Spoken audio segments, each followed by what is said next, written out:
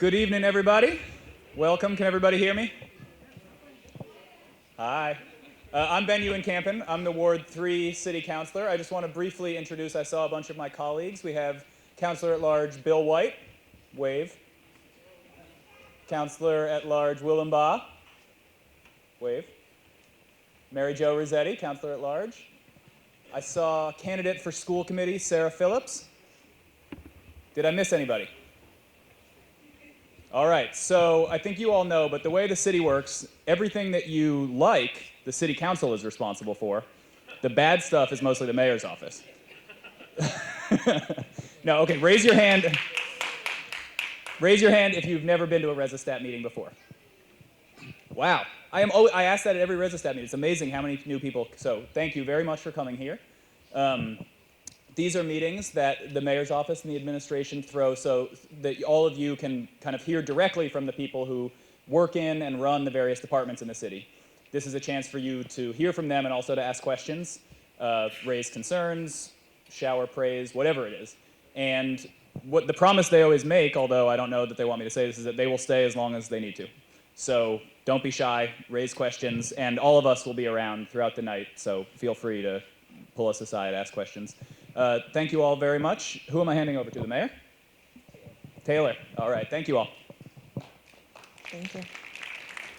All right, so if you have a copy of the slides in front of you, as you can probably see, we have a pretty full agenda. We'll be covering a lot of different topics. We won't be doing too deep of a dive into any specific topic, but we do hope to take your questions after each topic. So up first we have Louisa, and she's going to talk about Prospect Hill Park. These slides will also be posted online on the ResiStat page after the meeting.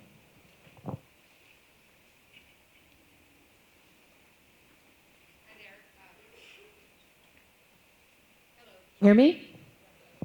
So some of you may remember me. I'm Luisa Oliveira. I'm one of the landscape planners in the Public Space and Urban Forestry Division. And this is where we had numerous meetings for the Prospect Hill Park.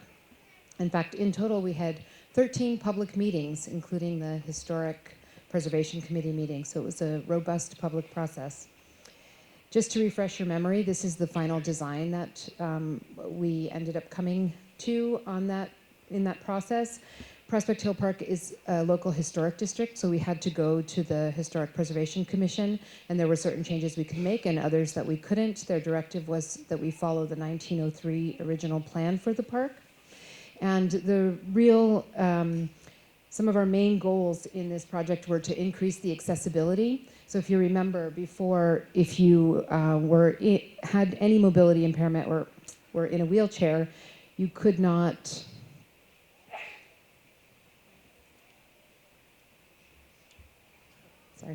you could not get around to this side of the park. You could just really go along the sidewalk, and there were cobbles here which were also not accessible.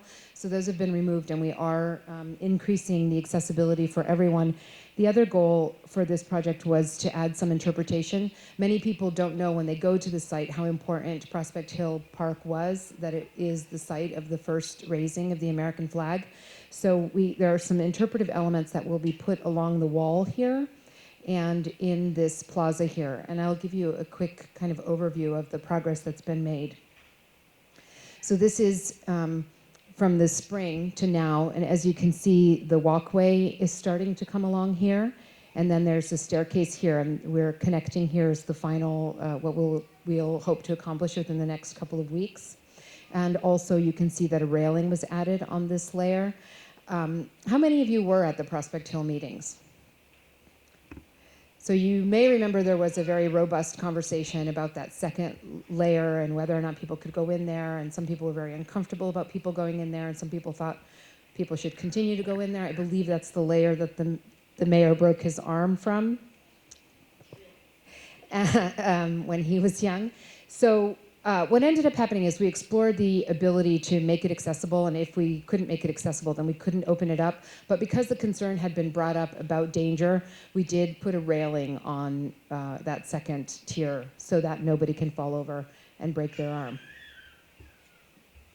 This is, the wall was repointed. This is the original 1902 wall in the first photos. For those of you who are on the mailing list for this project, I try to include some of those historic photos, and it was just repointed this spring.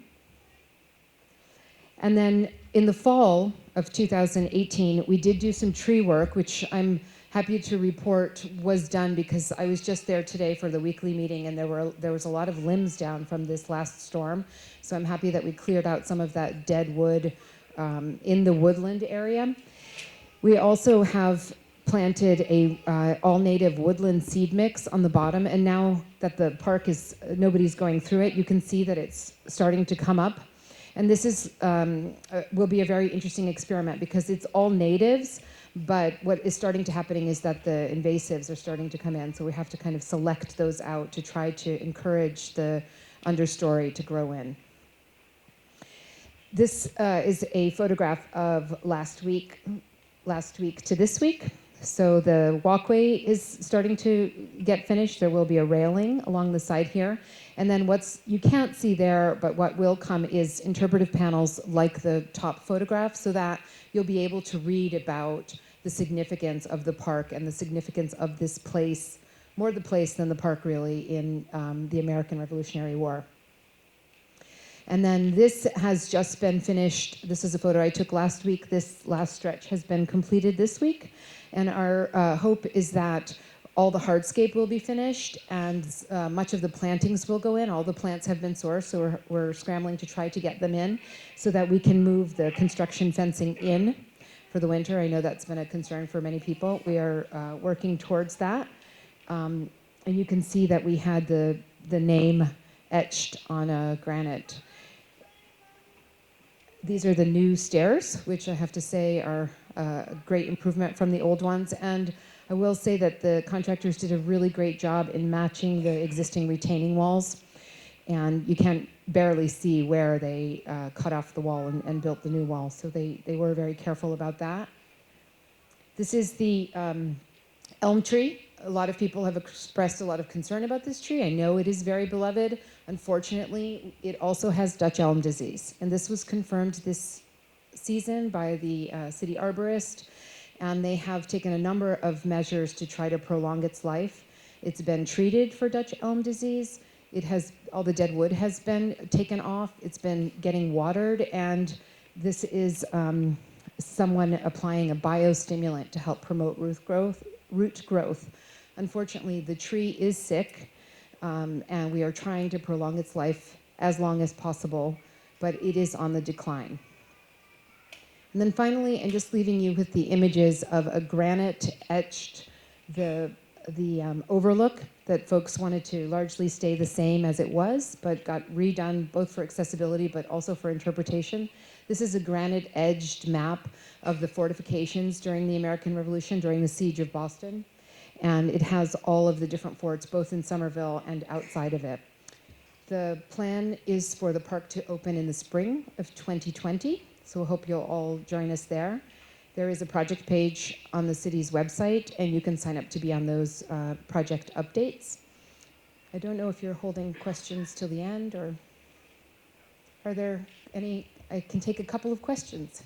Yes. Go ahead. Can you give a little bit of update on the traffic calming? Yes, I'm sorry, I completely overlooked that.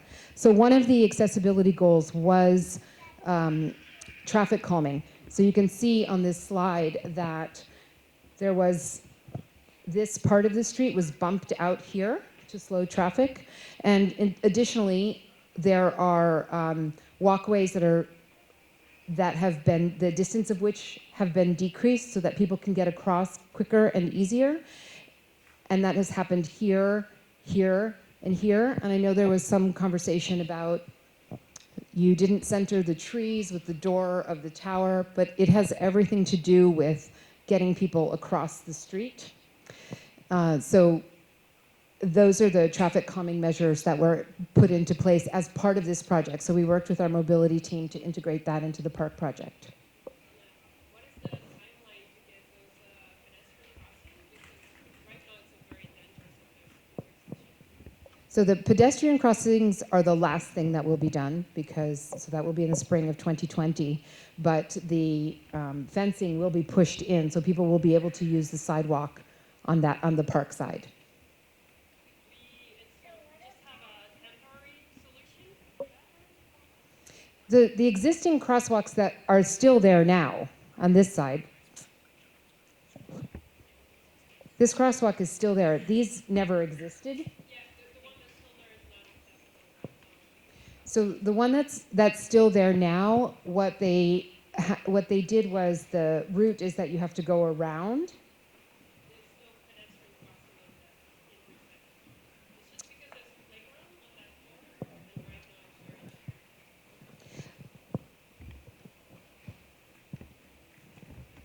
Sorry about that. It's just because there's a playground on the corner, and right now there's no pedestrian crossing leading to the playground. So my understanding was that there was a crossing on the other side, but I will look into this tomorrow. If you can give me your email, I'll talk to the contractors and respond to you tomorrow. Thank you. Yes? As I grew up in Somerville, every once in a while they'd open the castle up so you can go up inside of it. When was the last time they did that, and why don't they do it anymore? They do Well, it every month, in fact. There's a tour that the Historic Commission, not Commission, the Historic, is Brandon here?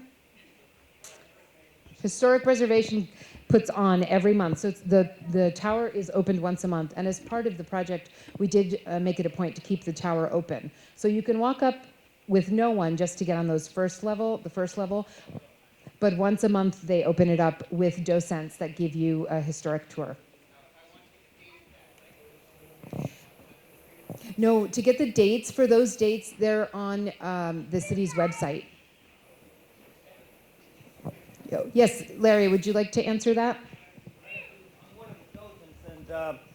And thank you. I think I speak loudly anyway. But on the first, the second Thursday night, usually from 5 to 7 or 6 to 8, depending on the time of year, and the third Saturday of the month from 10 to 12, each of the sites, the Powder House, the Prospect Hill, and Milk Row Cemetery, there are teams of docents that want to open it up to the public. That's part of the condition of the funding from the Historic Preservation Fund.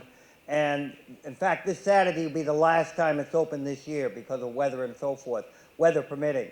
But I have another question. Being an organizer with the first flag ceremony, will the open area be tied up or will it be available come January 1st? So that's a good question. I know there is a reenactment on January 1st, and the question is whether the lawn will be open, and the answer is unfortunately not. Plan B, yes. Any other questions? Great. Well, thank you for coming out. Again, you can always email me, and there's a project page on the website with my contact information there, as well as a way for you to sign up for the email project updates. Thank you. Thanks, Lisa. All right. So my name is Taylor Coe. I'm the ResiStat coordinator for the city. I'll just be taking you all through some quick updates about the neighborhood and the city. So diving right in, Summer Baby is a great program that the city offers. If you have a newborn all the way up to 1 year old, or if you know of another family that does, this is a universal, free, and multilingual home visiting program. It's designed to give our newest residents, our newborns, the best start in life by providing a welcome baby bag, as well as connections to different resources. If you would like to schedule a home visit, we have multiple points of contact in different languages, as well as a link at the bottom of this slide. This slide is also printed out in the hallway if you do want to take a copy with you. We also have some other programs from prenatal all the way up to 3 years old. This is a double-sided printout in the hall if you would like to take a closer look. So our lead service line replacement program recently received new funds. If your residence is serviced by a non-copper or lead line, we encourage you to check at somervillema.gov/lead services. If it turns out that the line is non-copper, or lead, it is possible to have this water service line replaced free of charge. Applications are due by December of this year if you would like to be considered for a replacement in the spring of next year, so 2020. For more information on this, you can visit the website above on this slide or call the engineering department at extension 5400. And then we also have Rich Raish here, Director of Infrastructure and Asset Management, if you have any further questions. So our Office of Sustainability and Environment are always thinking about how to be more sustainable, both in our daily lives as well as in the city. Oftentimes we see recycling in the news a lot these days, and we're just thinking about how to be more careful about contamination. There are two kind of big ways that contamination can happen with recyclables. Most of you probably use the zero sort cart at home, which just means that there's a mix of different recyclable materials that can go into one place. If you're ever unsure if something can or cannot be recycled, we do have a great tool called the Waste Wizard, which is at somervillema.gov/wizard. So the first type of contamination is a little bit more subtle. If you are thinking about recycling something that may not be recyclable, it may not seem like a big deal if it's just one item, but it does kind of slow down our sorting machines as well as driving up cost. The second type of contamination would just be about food particles and any liquids. So if you've ever wondered if it makes a difference to kind of rinse out a food container, or if you can just throw, a coffee cup with just a tiny bit of coffee, that can contaminate other materials and it can really slow down the machines. The things that we do want to continue recycling include clean metal, glass, rigid plastic, and paper containers, as well as clean paper and cardboard.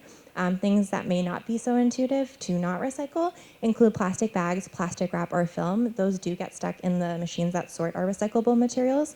And we also do not want to be recycling anything with food on it. Yes?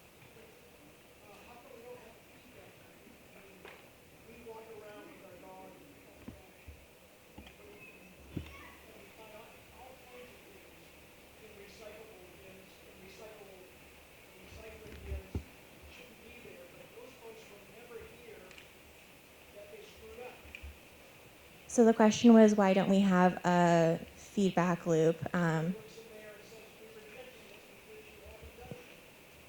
That's a good question. We don't have someone here from the office.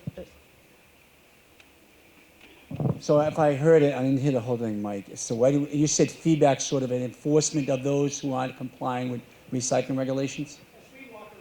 Yeah. Correct. Recyclable, we put it in the recycling bin. If it's trash, we put it in a trash bin. Yep. And as I open up those recycling bins, tons of things are in plastic bags. There's always a pizza box in there with something else. Yeah. I have tenants in my house. I try to go ahead and give them feedback, but there needs to be a feedback loop in the system because what you're saying here, you're speaking to the converted. Okay, you're not getting down to most of the people who are disposing of most of the recyclable trash in the city. I agree. Well, thank you. Now I know what you meant. You said feedback. I thought you said something else, so we won't go there. Yeah.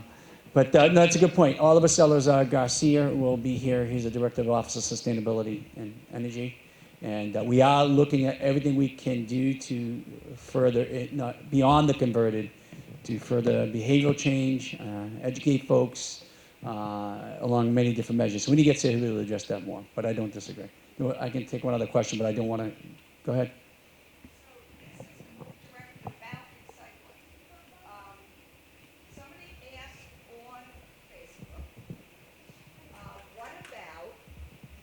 What about the paper that has been shredded? According to the instructions, it still says that should be in a plastic bag. But it seems like it should be in paper bags, and they're easy enough to get. So is it possible to change that rule? Because it seems silly to put paper in plastic. Good question. I don't have an answer. I think we let Oliver come here, and there's we field a lot of these different types of questions because some of the guidelines may seem counterintuitive what we're trying to do, and Oliver, I think, is the best to answer that.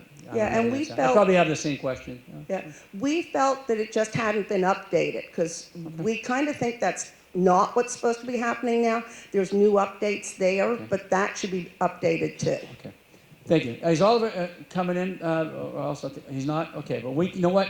We can even take some of these requests, comments, suggestions offline and get back to you directly or to the group.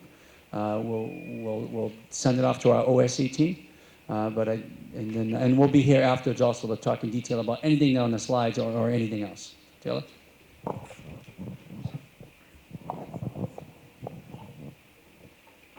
All right, so the Central Hill campus plan, phase 1 of design work will start as soon as possible. This construction will sync up with the high school building project. We do have Courtney Kirk here, who's the project manager for that plan, so if you have any questions, she's here to answer them. If you do want to find out more information, we also have a link, somervillema.gov/Central Hill. So development in Union Square, just going over a quick timeline. A couple years ago in June, Union Square zoning and covenant was approved. This year, a couple months ago in August, D2 design and site plan review was also approved. And then just last month, our community benefits agreement was approved and city land parcel transfer was also approved. This area will have 2.3 million square feet of transit-oriented development. It will also include 180 to 200 permanently affordable units, as well as 5,300 plus new jobs.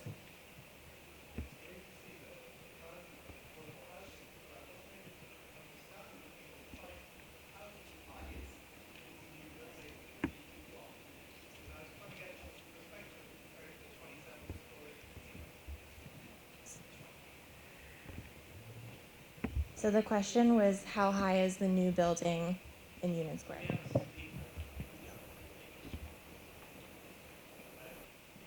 Oh, there you go.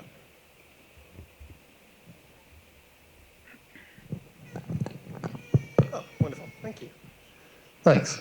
Yeah, it's great to see, the affordable housing and the transit-oriented development, but I was trying to understand how tall this new D2 building is compared to, for example, the 27-story casino that's going up it's up in Everett, and just to get a scale of what's going in. And I couldn't really understand from the site. Sure. My name is Tom Galligani. I serve as the Director of Economic Development. Tom Galligani, Director of Economic Development. So the question was, how tall is that building on the D2.3 site? This tower right here was approved by the Planning Board to be a 25-story tower. So it's good comparison. Okay. So nearly the same height as the casino. Pretty close. Okay. That's true. The floor plate is different. It's approximately 100 by 100, so it's what we're calling a point tower. So it's not a big, long bar of a building like the casino building is. So it's meant to be narrow for a couple different reasons. One of the reasons is so that it doesn't block the views from folks around. You're not having a big, fat building that's going to block the views of the skyline. But also, our planners are very sophisticated. They looked at and did some research. They like the size of about 100 by 100, that point tower, because it actually produces more neighborliness, people on the floor. So if you had a big, long apartment building, you're not going to necessarily know your neighbors. But if it's smaller, and in a square format, you're more likely to interact and to bump into your neighbors and know those neighbors on that floor. So it's some of our planners are pretty sharp people. Thank you.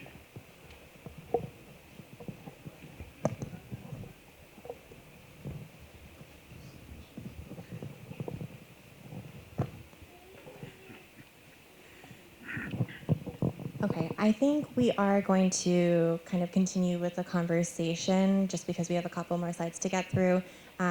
We do want to get to your questions, but because we are still early on in the program, we just ask that you hold your questions till the end of this section, if that's okay. So the current phase of Union Square is Block D2. This includes 175,000 square feet of a Class A lab building with retail space. It also includes 450 residential units, 90 of which are affordable, 33,000 square feet of outdoor civic space, and we are anticipating groundbreaking next year. The Somerville Community Growing Center was recently renovated. We celebrated just this past June. We're really excited about the space. If you want to see more information, you can visit thegrowingcenter.org. We have 2 great pollinator gardens in Ward 3, one in Morse Kelly Playground, as well as one just outside of Somerville City Hall. We are hoping to encourage growth of butterfly populations and encourage pollination as well. The Green Line Extension project is on schedule to open by the end of 2021. In order to make this project possible, we have had to close a few bridges. So the Broadway Bridge is on track to reopen next year in March. Our Washington Street Bridge is now expected to be closed throughout the winter, but will open in April of 2020 instead of fall of 2020. Medford Street Bridge will reopen in late spring of next year, and then the School Street Bridge is expected to close in early spring of next year as well. The next public meeting for this project is in November, so just stay tuned. That will be posted on the city website. We do understand this has been a very trying time. We do really appreciate your patience and your feedback as we go through these different changes and challenges. We do have an interdepartmental team that coordinates with our state partners to just remain vigilant about traffic management. This team includes people from fire, police, mobility, engineering, traffic, and parking, as well as communications and other staff. We do take a three-pronged approach, which includes advanced planning, daily monitoring, as well as rapid response. One of our efforts included the Reboot Your Commute campaign, which we did with the GLX team. We sent out materials and communications to 96 neighboring cities and towns, 84 media outlets, 29 medical facilities, as well as 26 colleges and large employers in the area. If you do have concerns regarding traffic or detours, we do encourage you to continue reporting them either through 311 or emailing construction@somervillema.gov. There are multiple ways to stay informed about the Green Line Extension project. Some of these ways are the mass.glx updates on the website at mass.gov/glx. We also have construction resources such as the construction newsletter and the website. And if you are not signed up already, we encourage you to sign up for city alerts as well as the city newsletter. I think I can take maybe one or two questions, and then we'll have to kind of move on to the next section.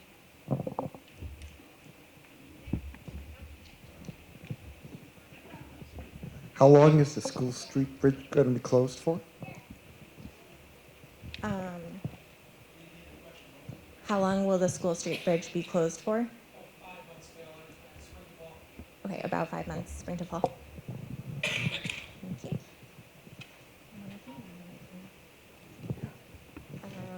We'll take one more question in the back. Coming, Greg. I think he's just bringing a mic to you so that everyone can hear your question.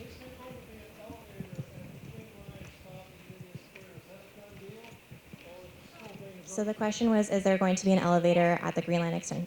Yes, there will be an elevator at the Green Line stop in Union Square. Thank you for the question. It's going to work like this. The first building with the D2 block will encompass the elevator. The developers and other developers will contribute to pay for that. We've worked that all out with detail with MassDOT. The other thing is the follow-up question is what about Central Hill? The plan, as we finalize the campus plan here, we are focused on sort of that access elevator on the Central Hill down. It won't be part of the with the Green Line project because it's on us as part of our campus plan. We haven't developed that yet. Those are two accessibility concerns the community had.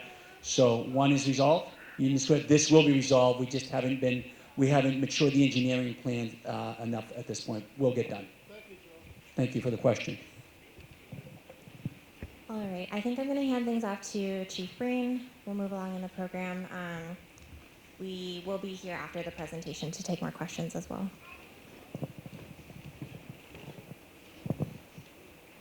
Good evening, everyone. Glad to be here. Chief Charlie Breen from the Fire Department. I have a brief presentation on Fire Department emergency response times for the past 6 months during the unprecedented construction that's going on in the city.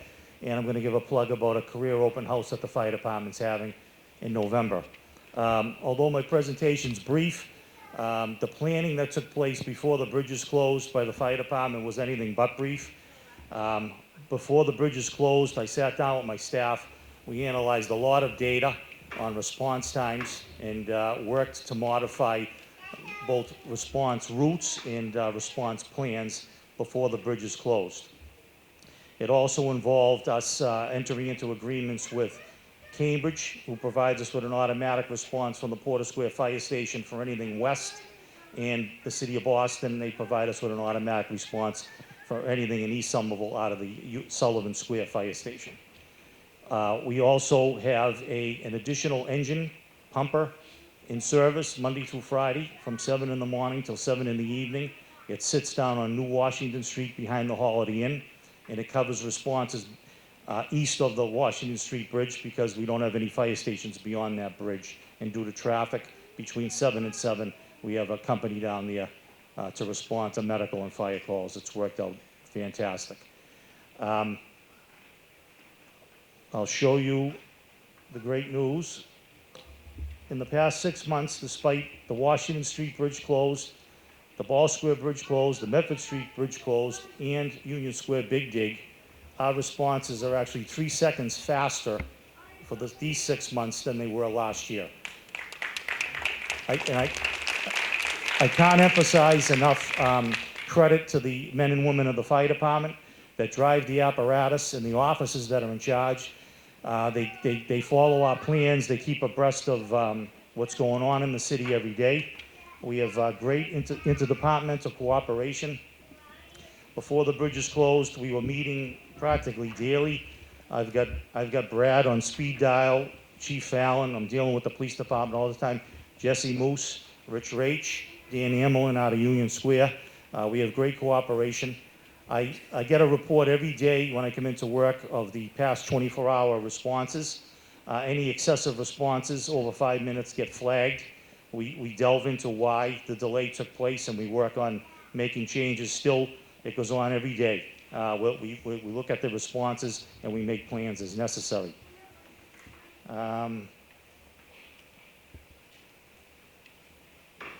Taylor mentioned the bridges, the dates the bridges are opening, and believe me, nobody's going to be more happier when these bridges open than myself. I have a little bit of a selfish reason.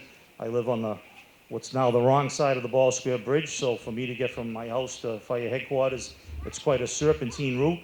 Also, my daughter my wife every morning drives my daughter up here to the high school, and she has some choice words for me sometimes about the traffic situation. So I'm going to be thrilled when the Ball Square Bridge opens, and I won't have to hear that any longer. And also, it's just going to make life a lot better for the firefighters and myself, a little less stress. What's happening, been happening, there's been a trend the last couple of years that we're seeing as far as people taking the civil service exam for the fire department. The numbers are declining, and we're concerned. The less people that take the exam, it's a smaller pool, and we're also concerned about diversity.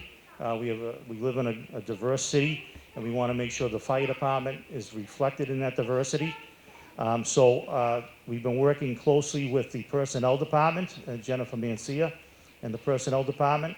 We just finished filming 3 videos, one in Spanish, one in Portuguese, and one in Haitian Creole.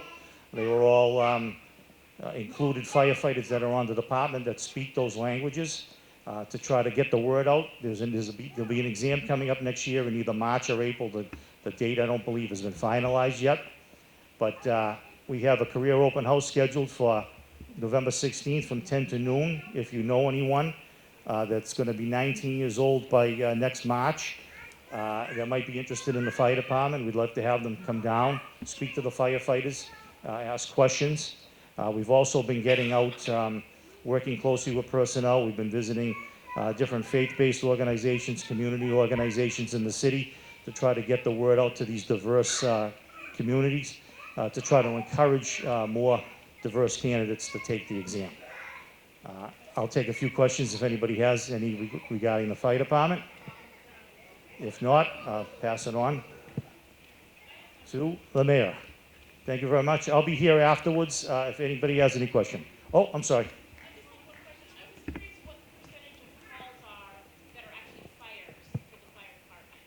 What are the percentage of calls that are fires for the fire department?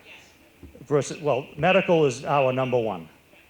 Fires are, I don't know the exact figure off the top of my head, but it's I'm going to say maybe 10%.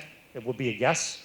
But we respond to fire alarms, carbon monoxide alarms. We never know what we're going to have until we get there and check it out. I mean, especially with carbon monoxide, it's odorless, it's colorless. We don't know if there's carbon monoxide in your home unless we check it with a meter. So I just emphasize everybody, if your carbon monoxide detector goes off, call us. We come, we'll meet at your house and verify it.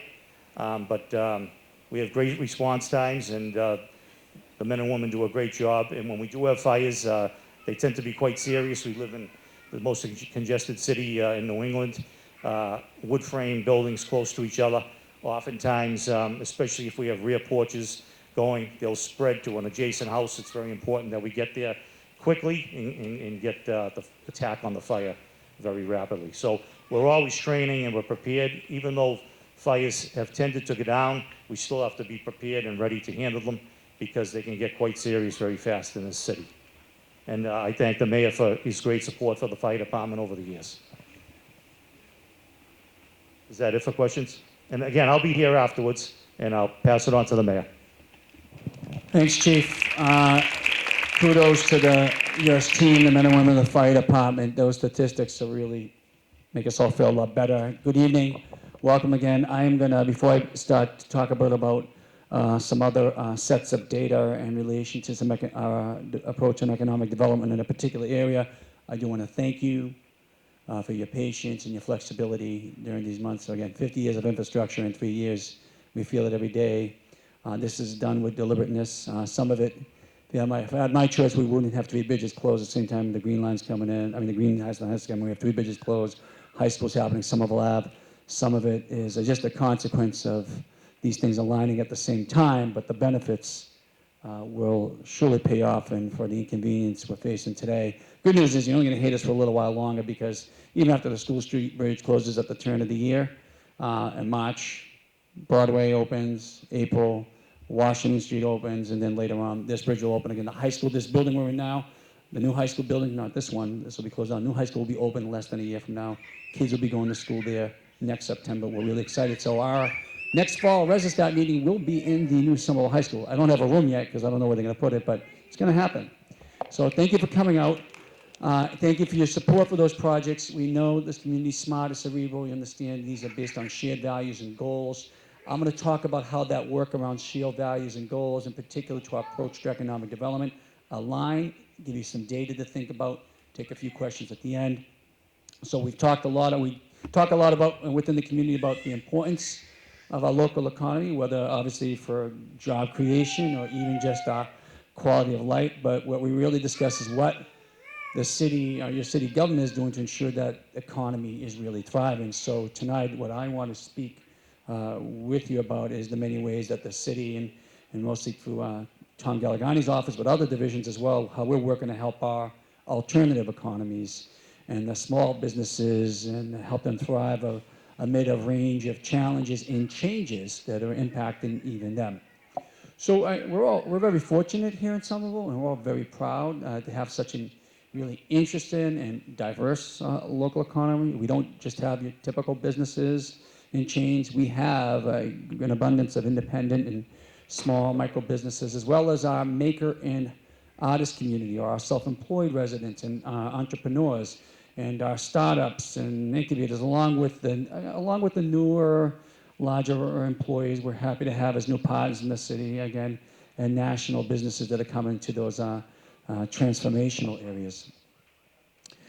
Economic diversity, I think we can agree, it doesn't just fuel our city, it really defines us.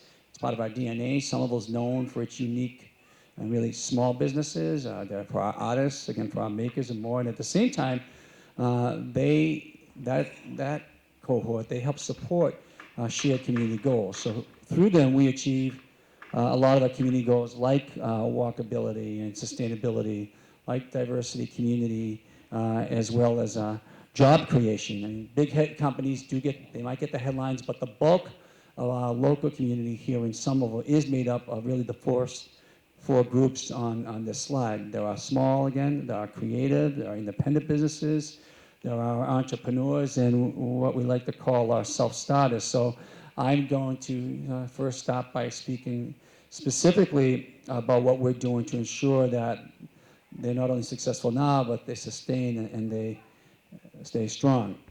But a question I'll ask us all to keep in mind as we're going through these slides and information is, how does this impact each and every one of us? And so let me give you 3 examples on how that is impacting you and all of us.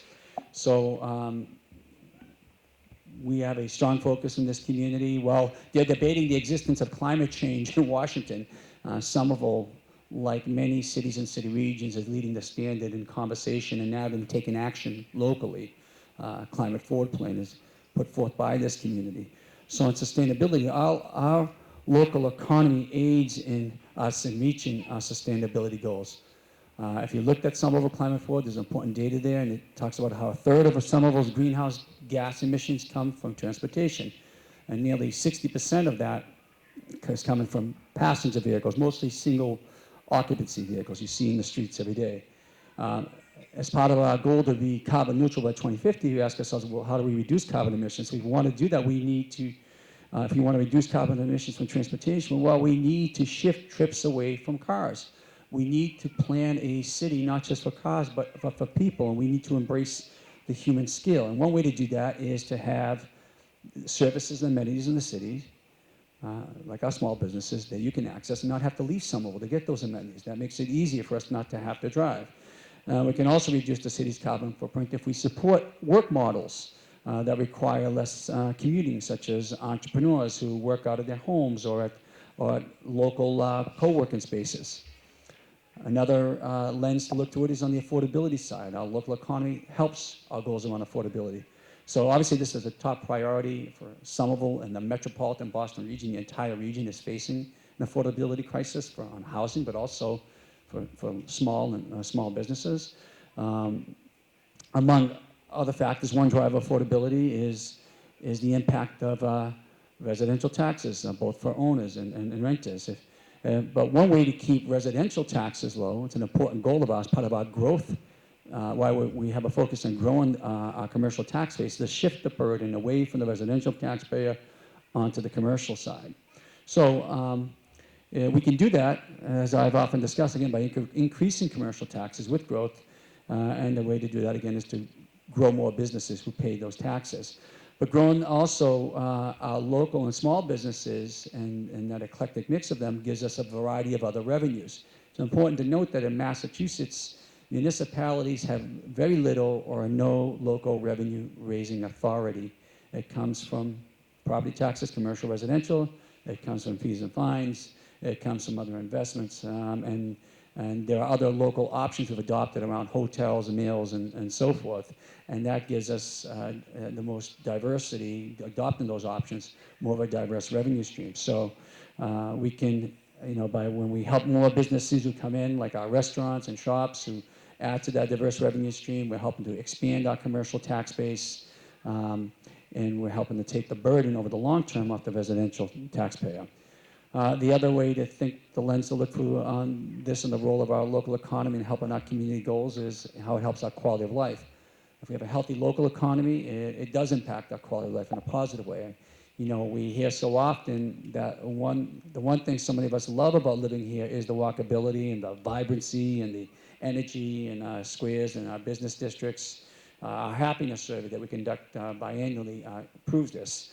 So we know that if we want residents to be happy and healthy and productive living in Somerville, we need to have great neighborhoods and squares where residents can run errands, they can shop, they can eat, they can go. Again, embracing the tenets of the human skill. You don't have to get in your car to go anywhere. You can use public transportation. That's why also the city works hard and to draw customers and people into our squares and business districts. And I'm going to discuss how we do that in a couple of coming slides. But first, there are also pressures, I think we can agree, pressures on our local economy, which means we have to remain vigilant and be strategic in helping local businesses.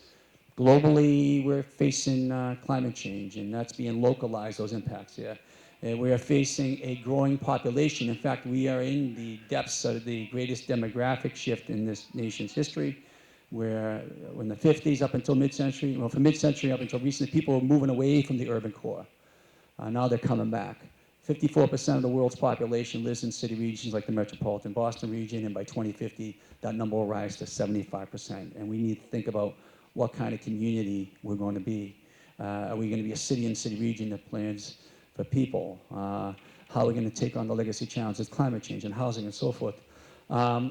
So there's also stress on our local businesses, the culture of convenience, including the shift to an online economy. You may have heard, retail's been turned upside down. It has in a few years. Think about how we all individually access services and goods. We have typical bricks and mortar. We do it online, and that is an impact on our local business and on our strategy. So locally in Somerville, we have changes coming from new development that we need to manage. We have construction impacts that we need to mitigate, even though all this infrastructure improvement is going to have great benefit to the community and our local business community. In the interim, it does have a negative impact on our business districts. And again, we talked about the population shift to the urban core that is also puts pressure on commercial rents. On top of that, our businesses do face also specific challenges. They face still competition from big box stores and chains. They have staffing challenges and barriers to startup capital. They may need information and training. They have to navigate red tape, either locally or some regulatory agency. Some face equity issues that create barriers to entry for especially minority and other business owners. And as I mentioned, again, the construction and real estate, including rents, can present further challenges. This is also all important to keep in mind as we look at this data, and you can see why. Is anybody here own their own business or started their own business or is trying to? Okay, there's some here, and I'm sure we all know someone. And I give a credit to people who undertake that dream. That is inspiring, but it's not easy. We need to up our game because the odds are against the motivated people to open up their own business. And this statistic shows that half of the small businesses nationally fail within the first 5 years, and about 2/3 fail within the first 10. So we certainly want to help people launch and be successful. We want them to be successful over the long term. But the old model of economic development really wasn't addressing all of these current challenges that small and micro and alternative and the startup businesses face. So as a city and city administration, we began thinking creatively about how to address really what we call the modern economic development needs. So we are working in many ways to counter these challenges. I'm going to try to give you a window into 3 broad examples of what our alternative economic development looks like in action, starting with a closer look at some ways that we connect customers to small local businesses and how that sort of impacts or influences city policy, while also supporting our creative economy. Somerville, by the way, did anybody here go to Honk this past weekend? Or Fluff before that? Maybe. I love it. I mean, it's such a freaky place. Somerville is known and really loved, and really we're the envy because of our love for her and our strength in the arts. It speaks to our creativity and our originality and diversity. But when the Arts Council hosts some fun festival like Artbeat or Ignite or Honk, it's not just a great way to spend a weekend or a Saturday. I love doing that. It's really an immensely effective way to support our squares and our local businesses. So we had an independent research firm take a look at this, and we found that for every $1 we spend on festivals, on murals and cultural events, we see in return $4.40 in economic impact. So how does this work? First, there are the direct benefits, to the artists, to the makers that we hire, and the businesses that the Arts Council pays for supplies like tents or posters. Then some of these dollars get spent again locally by those artists and those businesses. And at the same time, these events, as we know, draws pretty big crowds. I think more than 20,000 at Fluff and thousands at Honk and so forth. And in those crowds, they visit the local shops, they buy food, they buy art, and so that brings in more economic activity. And finally, visitors at our events notice restaurants and services and even nonprofits that we return to later on another day. I remember almost 25 years ago when I started in public office, as we were talking about Union Square back then, and one of the restaurants, many that don't exist there today, they went there as part of this window of Upturn, one of the restaurant owners, and he had a successful one, and he said to me, you know what I want next to me is another successful restaurant, and another one, and some other business. So we had this concentration of positive activity and placemaking. But if we take a closer look at how events pump money to our local economy, we can see from this slide, this was done about 10 years ago.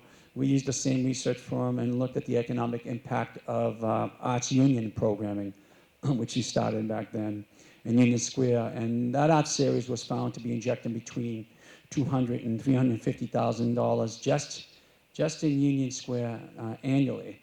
And I look back at event spending by the Arts Council over the past 5 fiscal years. We multiplied this conservatively by 4, not the 4.4 you saw on the other slide.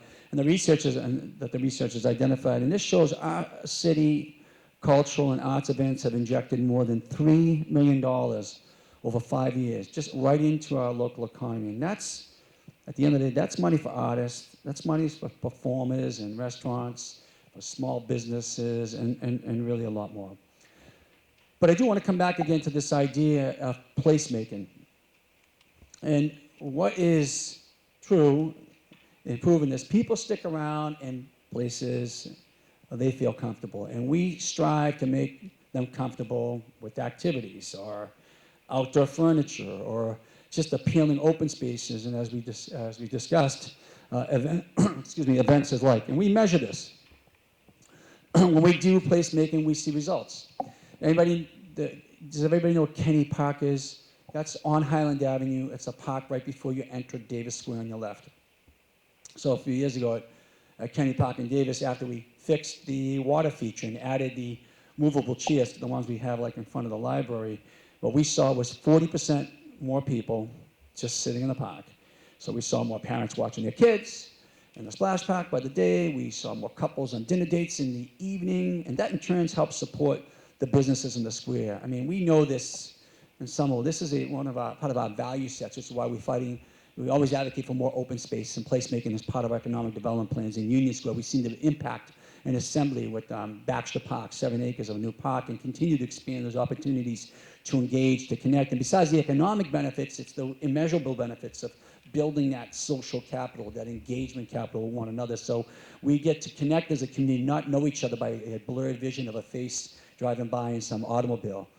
But like cultural events, studies have found I'm going to talk a little bit about mobility, but studies have found that when communities improve and invest in improved pedestrian and cycling infrastructure, they gain net new businesses. And there's plenty of studies in this from Brookings and beyond.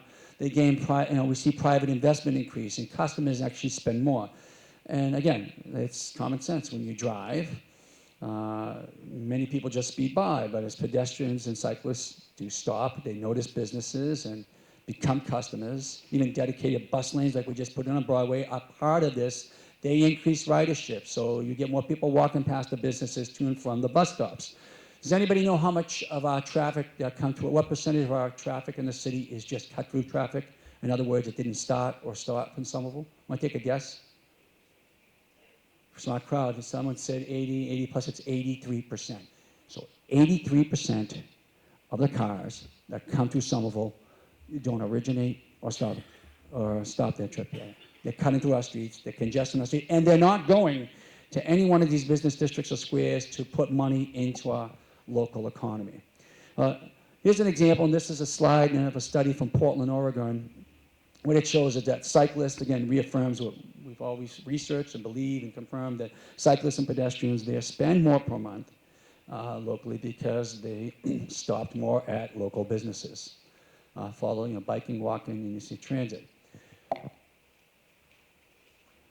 Next, the other piece I want to look at is how we're addressing equity and barriers to entry. We are trying to set up that once a business is open, it's successful and sustainable long-term, but how do we cross that threshold, help anyone who wants to chase that dream cross that threshold to open that business? And opening a business, as we all know, takes a lot of work, and there are some barriers to entry that can and do keep people locked out.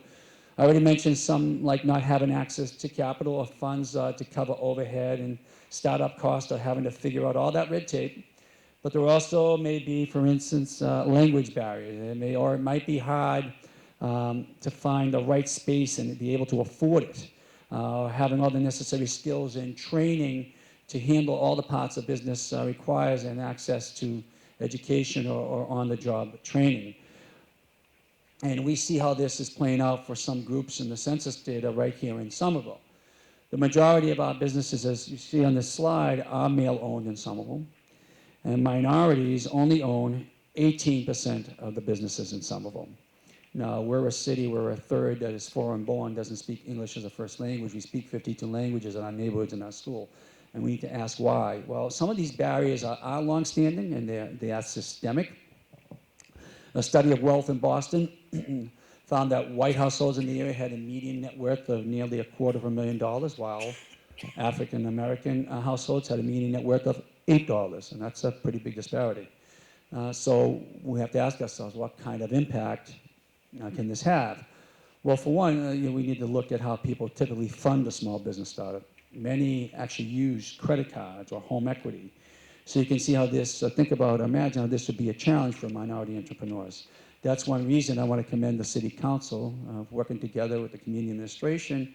We made equity a key qualifier for our recreational marijuana licenses. We looked at who had been most impacted by the war on drugs. We want to make sure they had the easiest opportunity, the best opportunity to benefit from the solutions. It's kind of like, we think about equity inclusion of every policy. We think about climate change and how we take that on. Typically, those who contributed least to the climate crisis who benefit the least also from climate action. And we need to make sure we have that equity lens on all the time. So as an example how we're attempting to do that and lower the barriers, Nibble is one attempt, again, lowering the barriers specifically for immigrant entrepreneurs. Immigrants are twice as likely to start a business than US-born residents, but they can predictably run into roadblocks around things like language barriers, startup costs, navigating in the permit certification process. The Arts Council's Nibble program helps immigrant entrepreneurs deal with the red tape. They offer support in other languages, and they help them organize these low overhead events like pop-ups and vending at festivals. And you've seen these two businesses at Summer Streets, at Fluff, and many places.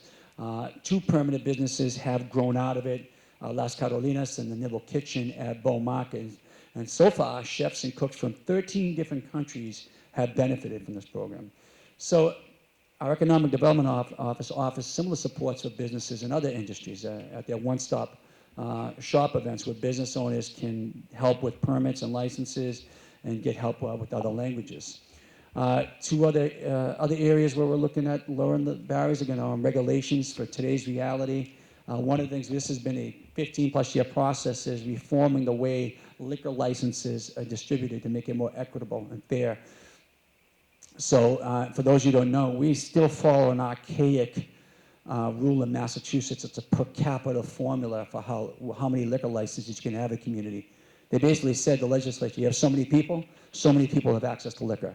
It took no consideration in terms of the diversity of the community, the concentration of economic activity, and how you can utilize these for jobs creation. But what was happening as a result is, if we had 100 liquor licenses under the old system, we had a certain amount of liquor licenses. Those licenses, you didn't own them, you possessed them. You possessed the privilege of holding them.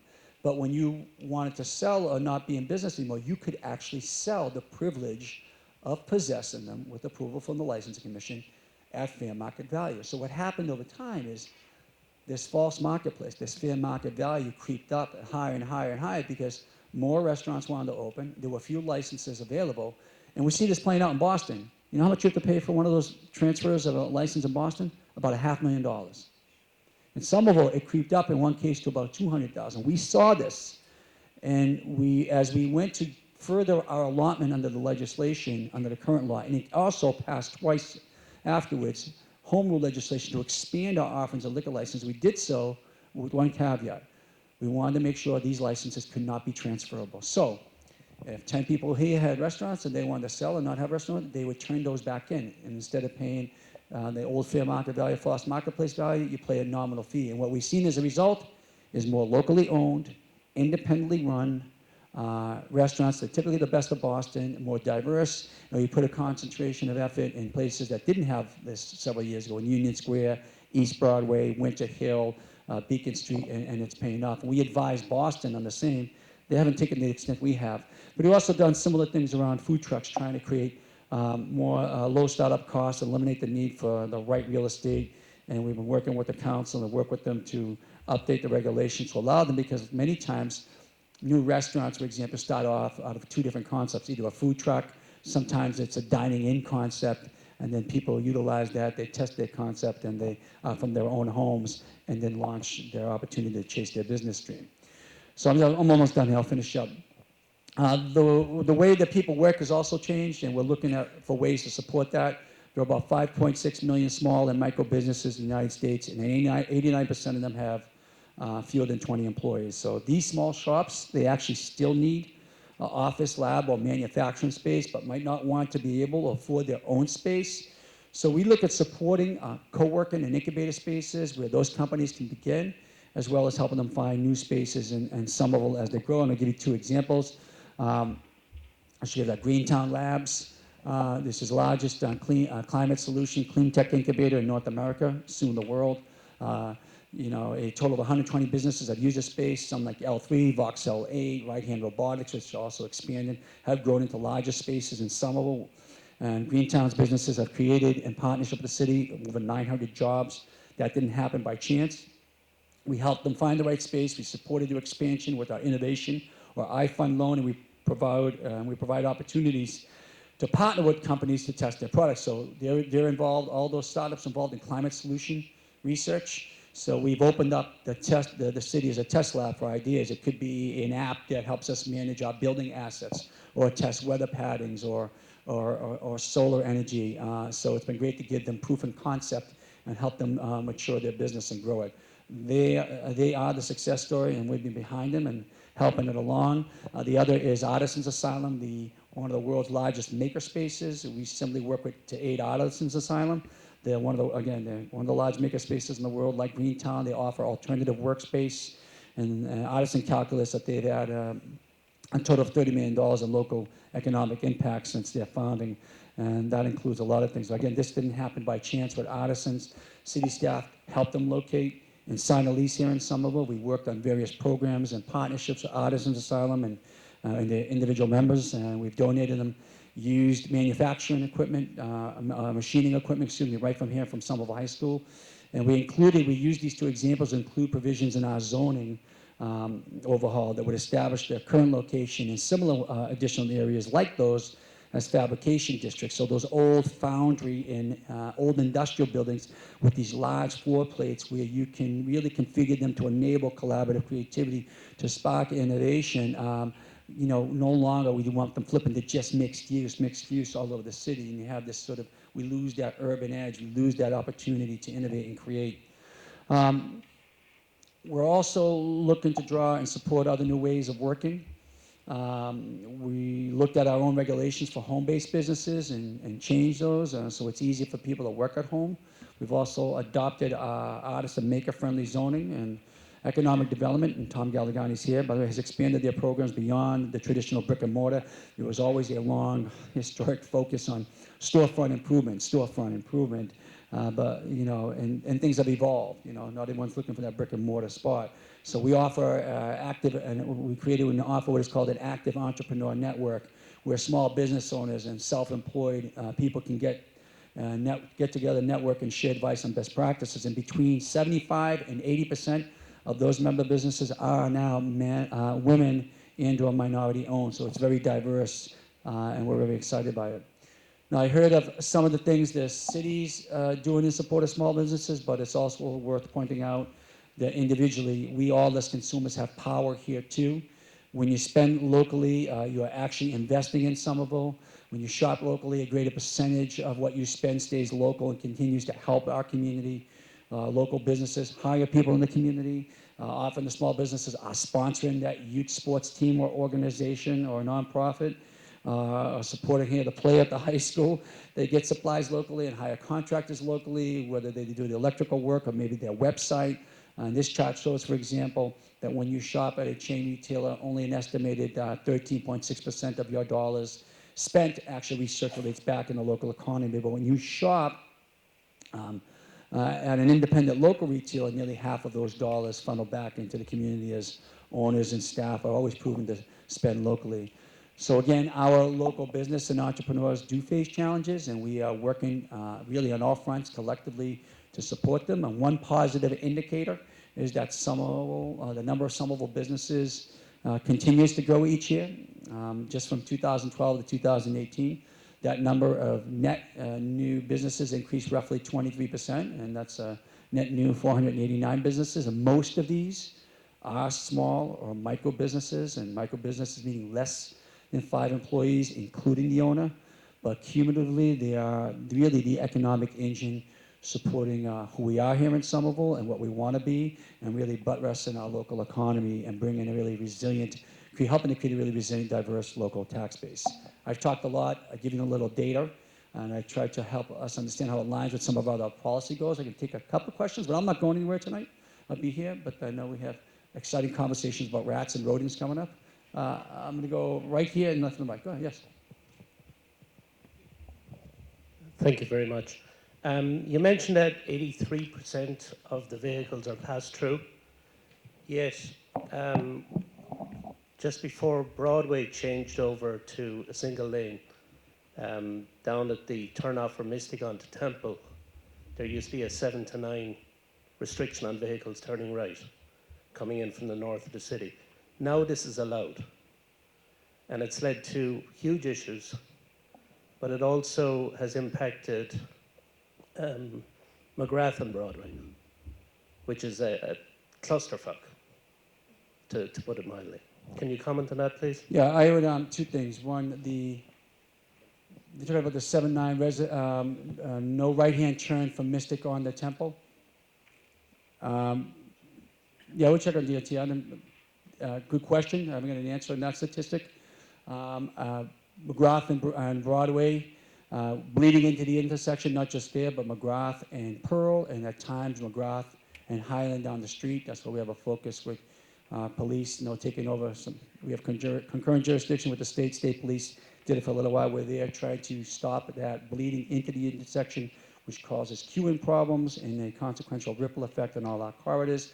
I will say, if you saw a stats that came out last week, car ownership, and this is the most congested metropolitan region, the metropolitan Boston region, all 130 cities and towns and more than 4 million people, the most congested region in the US, car ownership is up, public transportation ridership is down. That is the wrong dynamic. We have to flip that paradigm right away for many reasons, for our health, for our economy. Congestion is helping to deteriorate our environment. We understand some of our plans are to eliminate car traffic congestion on our streets. We'll work on those areas where DOT has some jurisdiction. That's a Mass Department of Transportation. Brad, you want to add something to that? This is Broadway. Okay, so we just on Broadway, and Brad will be here. Brad Ross, the Director of Transportation, will talk about the Broadway signalization and final adjustments we made today over the last couple of days. But they're looking at their signals on McGrath Highway as well. And part of that, the timing of the signals is adding to the bleeding in and the queuing. And again, when you have folks coming into the middle of the intersection, so if you're going eastbound on Broadway, you want to get to East Broadway, and the cars in the middle of McGrath Highway, that blocks up, and we feel it all the way across the western side of the city. We understand it is a cluster, as you described. We are working with the state agencies also who have regulatory authority on this also. So we'll get back to the group on that. Yes, sir. I'll come over here. Thank you. I was just wondering why there's no is there a reason why there are no 24-hour restaurants in Somerville besides the Dunkin' on McGrath and, Prospect in Washington? Some of it's historic. We are concerned, we're the most densely populated city in New England, one of the most densely populated in the country. Many of our business districts and squares, maybe with the exception of Assembly, abutting or buttressing against neighborhoods and homes, and depending on the establishment, 24-hour businesses, we may have more noise, other quality of life complaints and so forth. What we have done over the last 15 years, we looked at some of our other regulations and businesses. We've allowed them to be open later. These are more restaurant establishments and up until 2 a.m. if they apply. Not all want it, to be honest with you. We don't get many requests for 24-hour other than, I think Home Depot wanted to do it once, and maybe some other big retail. I can remind me some of the residents remember, but there haven't been a lot. But that's we always view this. What is the impact? I mean, what does the business bring obviously in terms of the economy? But what is the impact on our quality of life? We still have to live here, sleep here, get up and go to work. So, but yes, sir. Where is the new train line gonna start and end? And how many stops are in Somerville? Sure. And where are they? Okay. Yes. Thank you for the question. What was that other question you had before? Because I knew exactly what you meant. Or was it the first one you asked earlier? What was it? Oh, Prospect Hotel. Yeah, when it's open. By the way, I broke my arm. It wasn't. I gotta be honest. It wasn't on the. It was on the second wall, jumping onto the lawn. I was playing tag in 1976, and somehow I flipped over. And it is a true story. It's got glamorized in some ways. It wasn't a very honorable moment. Anyway, stops 6 or 5, 6 in Weston. So Leechmere right now, if you go by the Leechmere station, you look to your left. If you go that way, look to your left, you see it's going to come into the area known as Cambridge Crossing. Okay, and that allows for it to extend through Somerville. When it gets at Brick Bottom, there'll be one spur that veers off and ends in Union Square. The rest of it will continue up. That's called the Fitchburg Line Corridor. When it comes up the Lower Line Corridor, the first stop will be East Somerville on Washington Street, right around Brick Bottom and where they're doing the bridge, right, the reason for that bridge. The next stop will be right here, Gilman Square.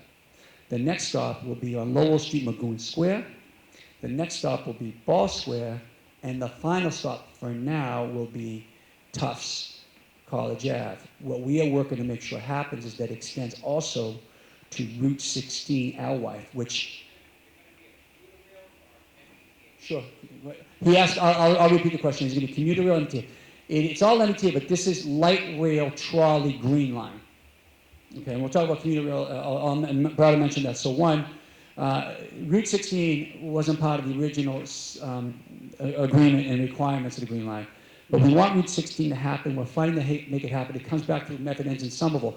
Because the Route 16 stop alone, if you do a half-mile radius, more than 10,000 people live there. 10,000, we can get more cars up the road and bring more transit equity. In terms of commuter rail, I'm a big advocate. We are big advocates in this community for rail. Commuter rail needs to be electrified. We want to see it electrified once there, because we don't want black carbon spewing into our air any longer. Then we do want to stop and connect with some of these modes at some point, because we have 3 commuter rail lines in Somerville and not one of them stop here. But the state should be electrifying this, and I'm part of it. There's going to be a press conference. I chair the Metropolitan Mayors Coalition, 15 mayors of the inner core on the Boston region, and this is a big push for us here. Thank you. I can do one more, and I'm going to sit down. I'll do you two, right? 1, then 2. Either one. Yeah. And then I'll be here. I won't go anywhere.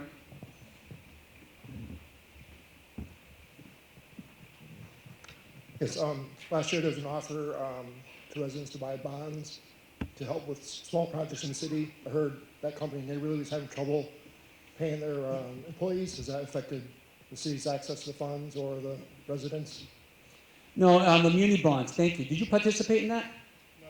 Well, we had a strong participation. You know what? I haven't got. I can get that most recent performance data. I haven't heard anything detrimental about that. I've heard some concerns about neighborly, and we'll talk about how if we're going to offer that moving forward. I haven't heard anything negative about our access to it, but let me get the accurate information to you. Thank you for your interest in that, and for any of those who participated in that. I thought the concept was a real good concept and idea. You mentioned that we have a congestion problem and that cycling infrastructure is really good for local businesses, but as a cyclist, I really don't feel particularly safe. There's no segregation, no lights, Webster and Prospect cross-section. I feel like I'm going to die every day. And so what's happening with that? Thank you for the question. And we want you to feel safe. We're proud that in the last 16 years there was not a single bike lane or share row, and we've implemented how many miles? 30 miles. But still, we are going to move forward aggressively. Part of our Vision Zero plans and our plans on Somerville Climate Forward, and Summer Vision, which calls for a minimum of 50% of all future trips to be shifted away from the automobile to more biking, walking, public transportation. To incentivize and get you to do that, You got to feel safe. You got to feel that you can bike, you can walk, and you can feel the public transportation is reliable. So we're investing millions in infrastructure, more protected lanes. Brad will talk about the signalization priority as well, and you're going to see more of that across the city. Somerville Ave, you mentioned down in Union Square, because when Somerville Ave's done, right now you're seeing the not so elegant part, the subterranean work of the water source separation, but when the top surface is done, you'll have protected lanes and so forth. Yeah, the other point I'm reminded is the council worked with us to approve funding for the city's first ever master bike plan, network plan for the city. We are doing that in conjunction with reviewing all our parking policies. A goal of the city, a goal of ours, is to reclaim part of the public right-of-way, rehumanize our streets, not just road guides, and rehumanize them for more biking, walking, public transportation. And everywhere possible to protect those lanes, to give you that comfort, that security, to incentivize you to do that rather than take a car. So that's where we're at. We can point to where those studies are. We'd love to have you engaged if you're really passionate about those two things. Most of the community is. There's plenty of public process as well. Thanks for the questions. I'm not going anywhere. I'm going to sit down, but there's a lot of other data. I know. Am I passing off this to Chief Fallon? Come on up. We're going to move from economic development to rodent information.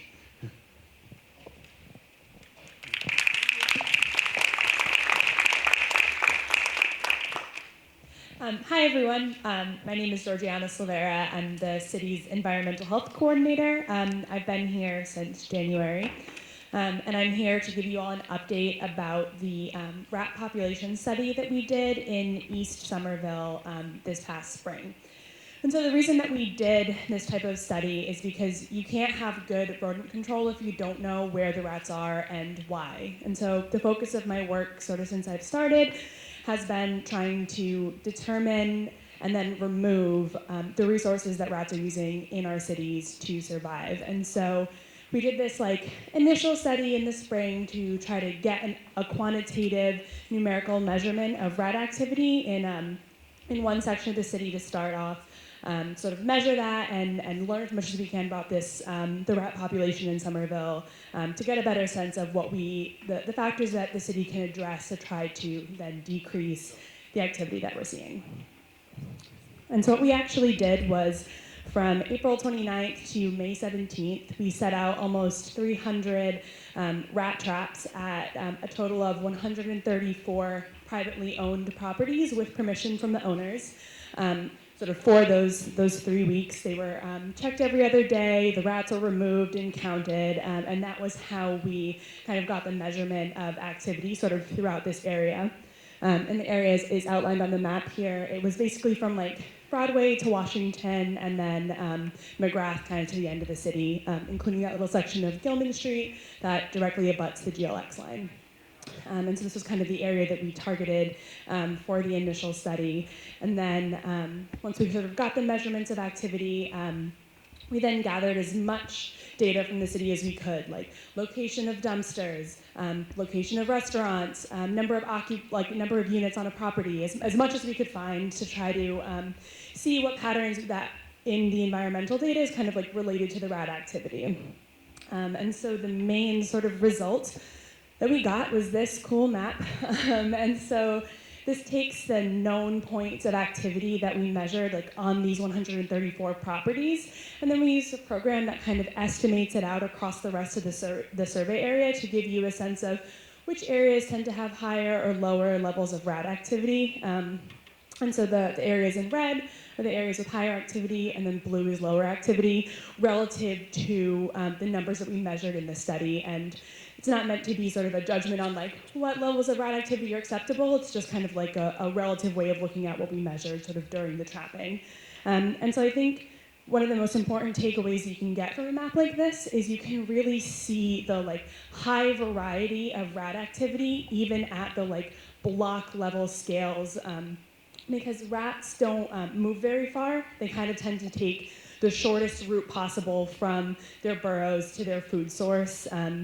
And so you really don't see them moving much more than 150 feet, if possible, which is why you see this strong variation even across this pretty small area of the city.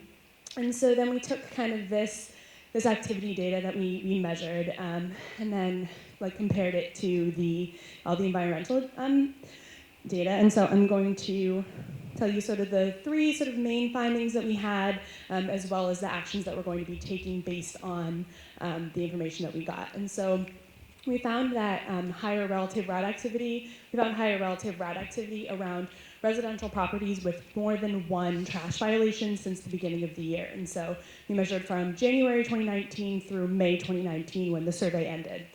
And the properties that had 2 or more trash tickets from the city sort of within that period, we found higher rat activity kind of in the vicinity. And so we're going to try to increase our education and outreach, not just to property owners, but also to the renters and the tenants who are living kind of in the city, so that it's directed also at the people who are living here, who are sort of the ones who might not be as fastidious about their trash storage and not sort of understanding the ways that these actions are impacting the neighborhood. So trying to engage this section of sort of the city as well. We also found higher rat activity around what we suspect to be active construction sites. It was a little bit hard to sort of determine that because of the way that like permits are issued and the dates on them, but what seems to be active construction sites did have some higher levels of activity. And so I've been working with the Inspectional Services Department on some increased rodent extermination requirements in advance of various construction projects that are being done in the city. Because as we sort of increase development, we want to make sure that that's not causing undue hardship to the neighbors sort of in the area. So trying to address that before these projects even get started. We also didn't really find a lot of difference in activity around properties that participated in the city's residential baiting program. While we didn't catch a lot of rats directly on the properties that had the city's baiting, there wasn't really any difference to sort of the neighbors in the area, which is kind of telling us that this, while this program is helpful like for the people directly living on the properties being treated, it's not really addressing the rat population at the population level. And so we're going to work on ways to try to increase participation in the baiting program, which may seem kind of counterintuitive because we don't want to be placing more toxic baits out into the city if we don't have to. But it's important when you're using substances like this to use them strategically. So instead of placing baits on one property on a block, trying to bait as many as we can on the block at the same time to get that really sharp decrease in rat numbers on that block, and then you're going to have more long-term control of the population that way, and you'll end up having to put less bait out in sort of the long term. We're also in the process of developing new studies to address further unanswered questions, such as taking a deeper dive into how construction and rat activity are related, as well as the effects of occupancy or building age or a variety of topics. So we're going to continue to investigate this issue and learn as much as we can to try to develop the most successful rat control program that we can. And so I'll take a couple questions now. I ask that you direct your questions more generally to questions about the study or questions about what the city has kind of been doing or what I've been doing since I've started. And if you do have specific questions about your property or your neighborhood or what can be done, please come and talk to me afterwards. I'd be happy to chat with you about what you're seeing and what steps the city or you or your neighbors can take to try to address those issues. So.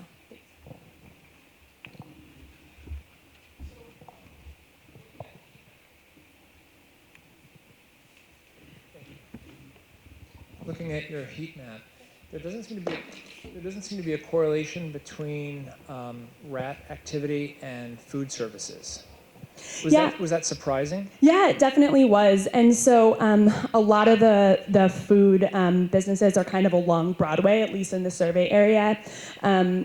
We didn't actually trap on a lot of properties that were super close to the restaurants, and so we couldn't really sort of like answer that definitively.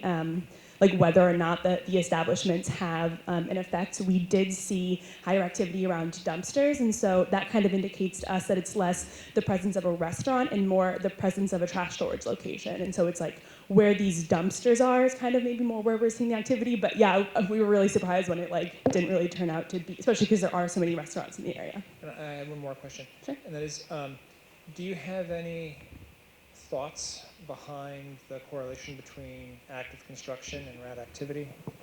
Yeah, so while, the concern with rats in construction is definitely a big concern in urban centers across the country. It's not a question that's very well understood or has been well researched, so that sort of relationship, there isn't a lot of hard data about it, unfortunately. But the way that kind of relationship is understood is that if there are rats present on the site and then you go digging in that site, it may disturb them and cause them to seem more visible. But the way that that relationship should sort of be thought about is that if you do see higher rat activity and there's construction going on next door, it's more of a symptom of the problem and not the cause, because though construction may cause the rats to seem more visible, it's not bringing new ones to the area or like adding to the population at all. It's just like possibly disturbing them. And so that's kind of the way that relationship is understood, though there isn't a lot of research, honestly, to back that relationship up just at the moment. I'm just curious whether you baited around the city-owned trash barrels, and I ask because I'm wondering how well the city-owned trash barrels are doing. I think the mayor, did you promise that they were going to be rat-proof? I'm just curious. Sure, yeah. And we actually did include city-owned barrels in the calculations, and we saw sort of some relationship to higher activity, though the data set wasn't fully updated to the current location of the barrels. I know one project that the Department of Public Works has been doing is they've actually been coating the barrels in the same kind of coating you would put on like a pickup truck bed to sort of decrease the amount of chewing, because rats obviously have very strong teeth and they can chew through almost anything, unfortunately. And so they've been sort of putting this coating on the barrels to keep, like, get them stronger so that the rats can't chew through them as much. You also see problems with the city barrels when the metal ones, trash can kind of get caught underneath, and that can tend to attract rats to the barrels. And so if you do see that, it's recommended to contact 311, because there are so many barrels that those kind of might slip through the cracks, or they might not have gotten to those in the week yet. So if you see ones that do have a lot of litter caught underneath, please notify us so that we can kind of clean those out or do something to make sure that it's not sort of attracting the pests to the area.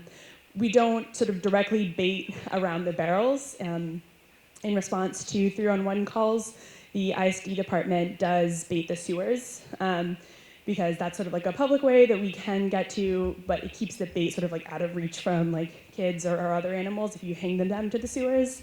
So that's kind of the baiting that's done on like the public roads. Yeah. One thing, I know the city has been very aggressive about composting organic material. In your study, have you found that any larger increase of rat incidents around compost? And if that's the case, what should a resident do to mitigate that situation? That's a great question. And so unfortunately, we don't have data about who's composting and who isn't. I tried to make note of the properties that we were actually allowed to go on if there was presence of compost on the property. But the ones next door, we weren't allowed to sort of go into those yards. So that was a hard factor to measure and include in the calculations, unfortunately. But I know from my own experience and knowledge about rats, as well as the recommendations from the 2 pest control companies that the city hires for our 2 pest control contracts, they note compost as one of the driving factors of rat activity, because it does provide them a good food source. And unfortunately, but there are definitely ways to compost responsibly. And so one of the best suggestions is to try to get an elevated composter. And the city does sell them at the Department of Public Works on Franny Road. If you want to purchase one from the city, you can also find like various ones on like Amazon or anything like that. But the raised ones sort of decrease the probability that they're going to be able to chew, sort of burrow down and then get up and into the compost, which is usually how they kind of get into that resource. If you do have one of the composters that kind of goes on the ground, a great rodent-proofing material, just kind of in general, is a steel wire mesh with holes that are 1/4 of an inch small. Rats can't get through those holes, and they can't chew through the metal, and so it's a great way to exclude them from kind of anything if you do see them getting into somewhere. But specifically, if you sort of place it on the ground and then put the compost on top of it, that's another way to keep them from getting under and into the composter. So the recommendation is never to just stop composting. There are definitely ways to do it that won't attract rats and other animals.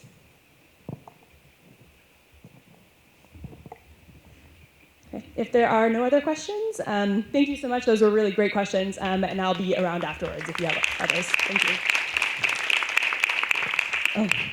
And next we have Chief Fallon. Thank you so much. And thank you for allowing the police department to come tonight. Introduce Captain James Donovan, who's attended all the ResiStat meetings. I think that's important. He's the patrol commander and very interested in what's going on in the wards. Citywide, we'll talk about crime first. We're going to talk about index crime. And index crime is made up of property crime and crimes against persons. That's what we report to the FBI. Index crime citywide has decreased 2% over 1 year and 3% over 2 years. So it's good to see citywide crime continue to trend downward. In Ward 3, index crime decreased 2% over 1 year, but increased 11% over the 2-year period. The increase is primarily due to increases in larcenies such as vehicles, package thefts, and bicycle thefts. We provided a map here. We mapped them out from June 1st to August 31st, and this is a map that Captain Donovan would look at and look at the map and patrol the forces according to seeing the crime take place. A big part of it, has been a big driver, has been bike theft. Make sure I didn't skip a slide. Has been bicycle theft. So we want to give a takeaway of what we hope you could do to help us out to secure your bike, but also let you know what we're doing. We assigned a sergeant to oversee all the bike theft investigations, to put them under one roof, so to speak. Prioritize suspect identification and bike recovery, analyze temporal and geographical patterns of incidents. I talked about that. Time and space that Captain Donovan's looking at. Neighborhood police officers and area cars deployed based on temporal patterns and hotspots, and increase residents' awareness of crime prevention methods like we're trying to do here. The last couple of weeks, we had a meeting today. I think over the last 3 weeks between Somerville and Medford, we had 17 car breaks, mostly Hondas, where the airbag was stolen. So we're trying to find out the location that those are being sold, but it seems to be a trend in the area right now. Policing, as crime trends forward, we want to be successful in our policing efforts in Somerville, and we know that the only way we're going to be successful is if we do it in partnership with the community and get our authority to enforce the law from the community. So we've been making a big push the last couple of years to really engage with the youth of the community in a non-law enforcement role.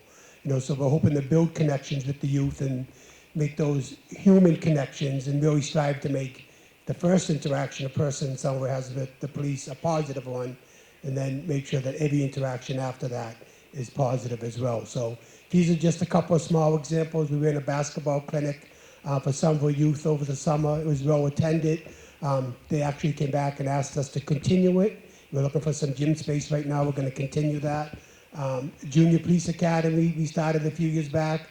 It's been very successful. We held 2 one-week academies with a total of 61 graduates, and the activities we work with the District Attorney's Office, National Guard Fitness Challenge, CPR, and it's just a really good way for the officers to work with the youth and community. And this is in conjunction with the work that we continue to do with Teen Empowerment, who hires a lot of at-risk youth in the community, and police work with them and help mentor those young people as well.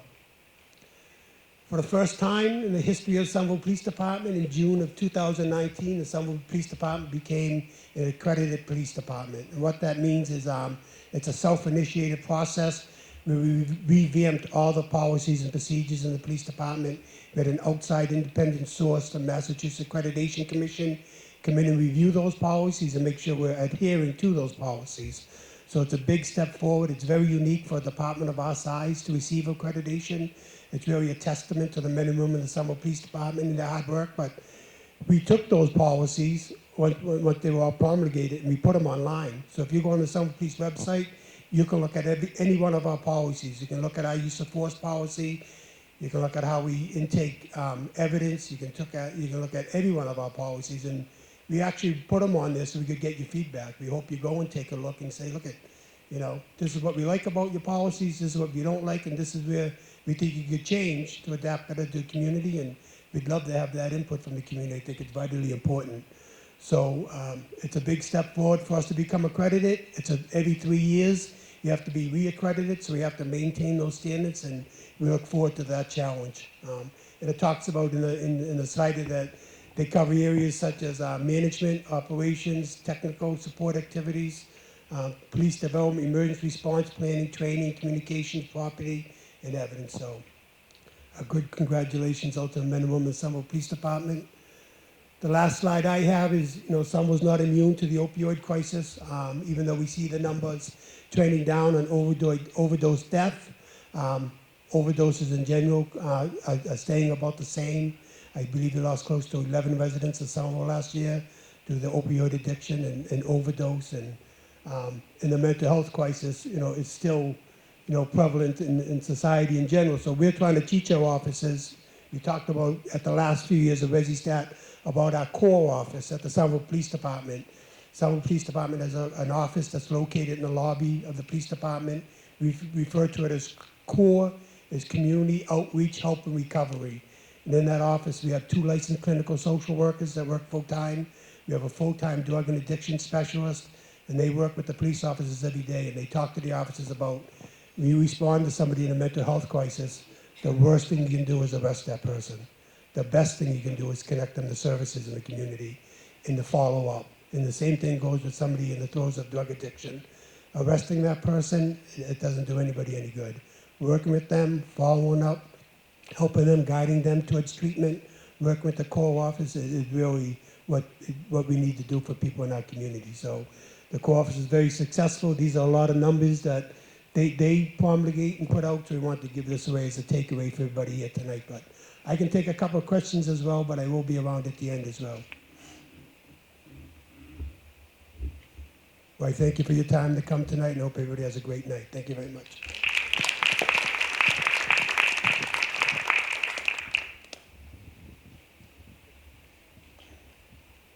Actually, I'll take a second, but it's an honor to introduce Mr. Reich. Thank you very much, Chief. All right, so Somerville has been committed to making upgrades to our combined sewer and drainage system, and this summer was a lot of evidence for why it is that we want to do that. We've had a lot of examples of flooding over the summer. Here's Richdale, which becomes a river anytime it rains. Obviously, flooding is a citywide concern, right? There's public safety, public health issues associated with the floodwaters, specifically because we are a combined sewer community. So the water quality of that floodwater is often questionable, and property damage. And anytime we see the conditions that arise to localized flooding, there is also a systematic problem because we have old infrastructures in the combined sewer system where sewer, sanitary flow and rainwater combine into the same pipes. When those pipes are overwhelmed, they direct and overflow to our adjacent water bodies, the Alewife Brook and the Mystic River, obviously causing water quality impacts that can impact the recreational uses as well as the environmental health of those water bodies. Now, what causes flooding? There's storm surge, which is, kind of the Hurricane Sandy story in New York, but, we are susceptible to that. We do have a coastal area, believe it or not, in assembly. The Amelia Earhart Dam insulates most of the rest of Somerville and Medford, but south of that dam is coastal. Then there's different precipitation-based flooding. There are long sustained rains, and those are similar to the ones that we just had over the past 24 hours, and those are the ones around that we've designed our system around historically. There is also localized flooding around snowmelts, which is why it's always important during snow emergencies to clear out not only your cars, but also hydrants to make sure that the fire department has free and clear access to hydrants after snowstorms, but also the catch basins. So, the catch basins that are along your curb line. It's important to clear those out because once the snow starts to melt, we need a place for that water to go, and particularly in winter when it can freeze back over into ice slicks. What we've been seeing recently, and actually had a number of them this summer, are short bursts of intense rain, so sort of what we call cloud bursts. These are the sorts of storms that we're seeing are increasingly common in the Northeast in particular, and at least we're attributing it to climate change. I'm a believer in it. I hope most of you are a believer in climate change, and this is one symptom of it, and so we have to adapt our system to it. the flooding that we saw this summer and the information that constituents provided us allowed us to do a little bit of analysis. The engineering analysis office took a look at, when we had the reports of flooding and took a look at the local rainfall data at the fresh pond gauge that USGS has. We were able to make a correlation that we have the reports of flooding usually around when we have about 0.3 of an inch within 15 minutes. That's the sort of cloud burst that's giving rise to these. If you look at the, for the past 10 years, we had 12 of those such events this summer, which is more than any of the past 5 years, certainly, and definitely more than the last 10 years on record. So, what do we do? Before if a storm is forecast, we do proactively go out and try to make the most of our system. The sewer department goes out and cleans catch basins, jets lines, particularly in low-lying spots that we know are problematic. The highway department will send the street sweepers out to clear those areas so that during the storm those catch basins don't get reloaded again. If a large storm is forecast, DPW, Water and Sewer will actually staff up, even if it's overnight, for emergency response. So during the storm, if there is a flood event in your neighborhood, in your area, you are encouraged to contact 311 so that we can deploy an emergency response and manage it as best we can with the system we have. After the flood, it is important that we collect that data so that we can adjust our plans. As I say, we are actively planning a lot of changes to our antiquated sewer and drainage system. And for us to adequately design those changes to address these storms, we need that data. So after the storm, you are encouraged to send your experience, your photos, to engineering@somervillemaa.gov so that we have that information to inform our designs. Now, the problems, as we're trying to address them, there is no single solution. Each one of our streets, each one of the regions in Somerville is a little different from the others, and so there is no one-size-fits-all solution. There are issues around pipe capacity and pipe condition.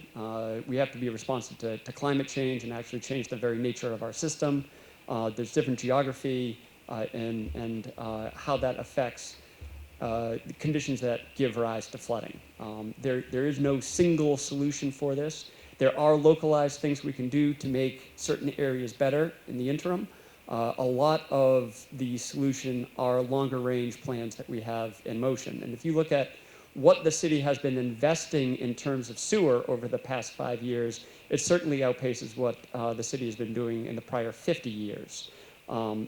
We had been, in response to the flooding sort of series of flooding that we had in 2010, we did do a lot of planning and went through planning into design, and we're now under construction. So what Chief Fallon likes to, or Chief Breen likes to call the Somerville Big Dig in Union Square, that's a result of planning that was started in 2010. And that is part of not only solving a localized problem in Union Square, but that is essential central trunk infrastructure that will solve flooding problems elsewhere in Somerville. About 60% of our sewer and drain flow flows through Union Square and connects to an MWRA pipe. And so we're significantly increasing our capacity down Somerville Ave so that progressively as we go uphill down Washington Street all the way to Davis, we can increase our capacity and reduce localized flooding. So we're now in the planning stages for those later on projects. We're in the design phase for things in Spring Hill, a lot of work in Ward 3 that will be designing over this year and going out to bid next year for construction in 2021. Again, believe it or not, whilst Ward 3 in the hills in Spring Hill itself is somewhat insulated from the typical flooding that we see, by doing the work that we're planning in Spring Hill, we're freeing up system capacity downstream that actually helps alleviate that flooding, because the whole thing acts as a system together. And we're now in the planning stages for the next phase of projects, for which will go into construction in the mid-2020s. So again, Ward 3 is somewhat lucky in terms of localized flooding. This is up on the hill, Spring Hill, and Highland Road was aptly named. So you don't see as many hotspots as you do in some of the other areas, but certainly there are some localized areas. And we did, one of the primary tools we use to design the changes that we need is an advanced hydraulic model. These are tools that they didn't have 100 years ago. We're lucky to have had the service that we have had out of the system for this duration. And we've used that hydraulic model and predictions for climate change and increased precipitation to highlight where we anticipate flooding in the future under climate change conditions. And this map is an example of a work product from that study. In the meantime, we've also developed a number of communication tools. You'll likely see this rolling out over social media, and we're developing a landing site for all of this. There are things that individuals can do to protect their own property, realizing that flooding is a reality for a lot of areas. And we're putting these communications and information out in the 4 major languages: English, Spanish, Portuguese, and Haitian Creole, so that it can be accessible to everyone.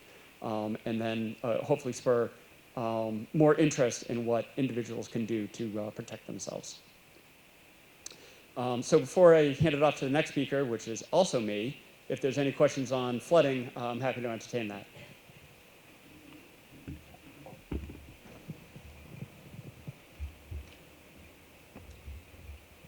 Hi, thanks for that presentation. So my question has to do with the sewer project going on in Union Square. So specifically at Webster and Somerville Ave, it's now 8 months into a 6-month project.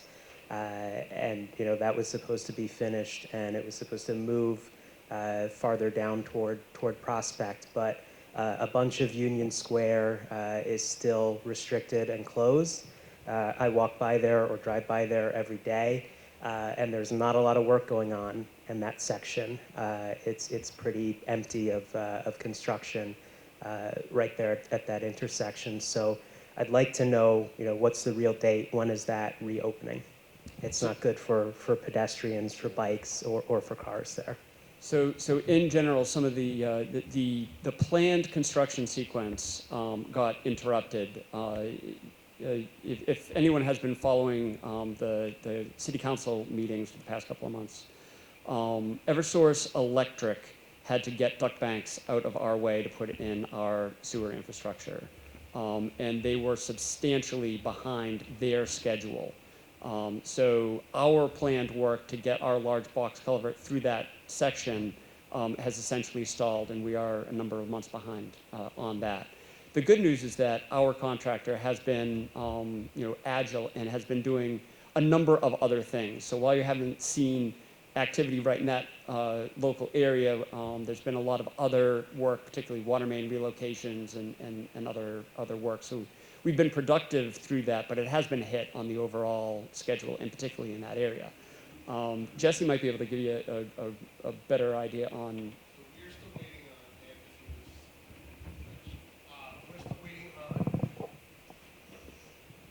Hi, we're still waiting on Eversource to come back and remove one duct bank.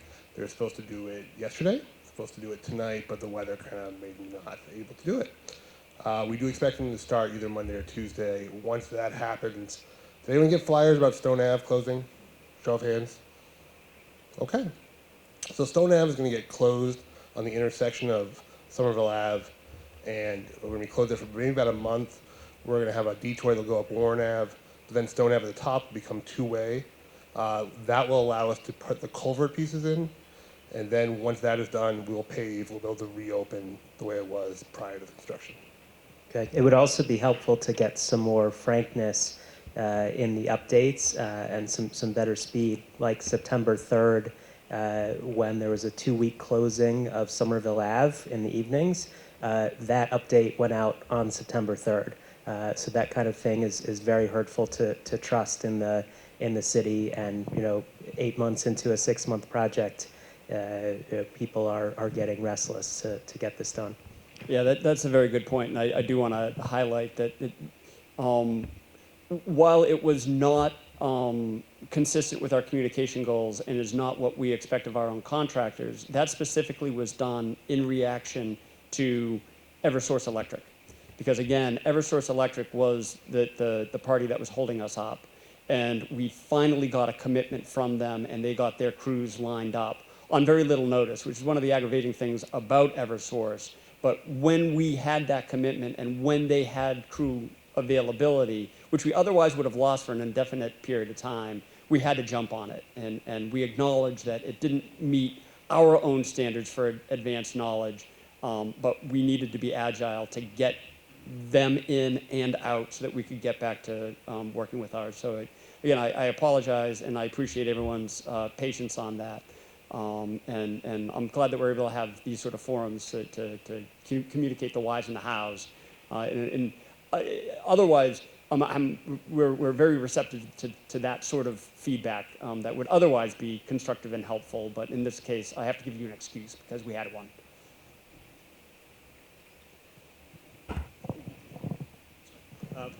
So I see large drain pipes being installed in the Green Line extension part. So I read somewhere like 16-inch drain pipes. So can the city tap into those drain, especially around the School Street, Richmond, the Richdale area? It's a good question. So GLX is doing their own drainage upgrades along the track corridor. There are places where the city system interfaces with the Green Line system.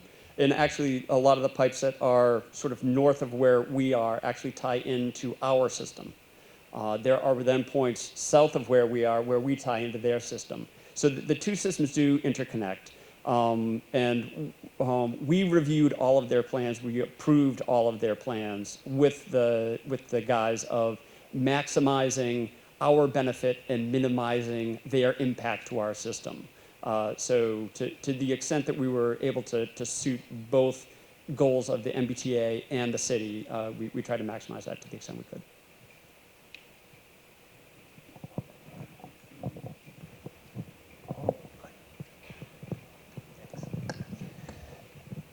Hi, can you just speak a little bit about this sewer separation project that's I noticed that is there under like one of the 2019 and beyond projects for Spring Hill? Can you describe that? Yeah, so the Spring Hill sewer separation, which will be phased, I think that the first phase will focus around like Berkeley, Avon, and that area. Again, most of our city is served by a single pipe that has sanitary and stormwater in the same pipe.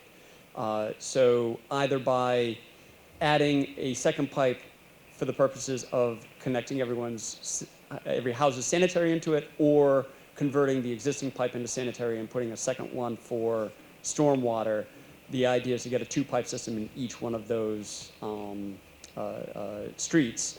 There is already a locally separated two-pipe system in Summer Street, which will then tie into the very big box culvert that we're building in Somerville Ave. So the idea is to modernize our system almost neighborhood by neighborhood. And that does two things. One, it reduces the combined sewer overflows that discharge to the water bodies. Two, it increases our capacity. So we can take on more stormwater because we have twice as many pipes. So localized flooding becomes less, and we're correctly routing water between Deer Island and the water bodies. So Spring Hill is lucky in that you get to be one of the first neighborhoods that we do, but it is going to be a progressive program over the next couple of decades throughout the city. Will there be a schedule with a map that will kind of outline which streets are going to be affected and when? Yes. So at this point, we're in what we call preliminary design. They're doing surveys. You might have noticed those big white boxes, on the ground. Those are for the survey crews to go out and examine existing conditions.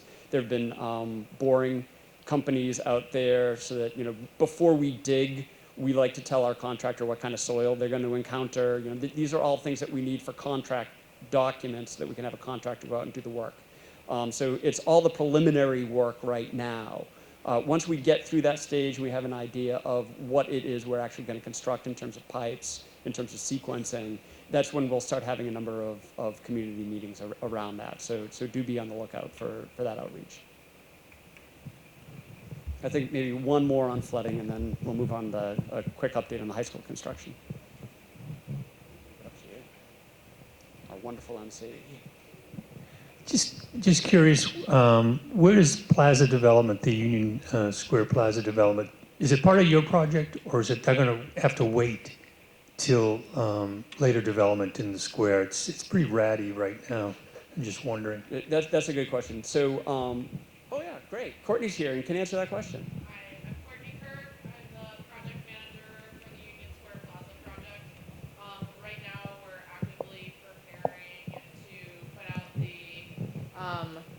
Request for qualifications to hire a design team that will work with the community. We'll have lots of community meetings to prepare a design that we can start to construct in the future for Union Square Plaza and a lot of the adjacent streets connecting to the Union Square Plaza. Hopefully, we anticipate the community process to take about a year, and then there will probably be about 10 months to solidify the technical document process, and then we would be able to do construction. So possibly, right, 2022. 2021. So just, if you like construction, you're in the right place.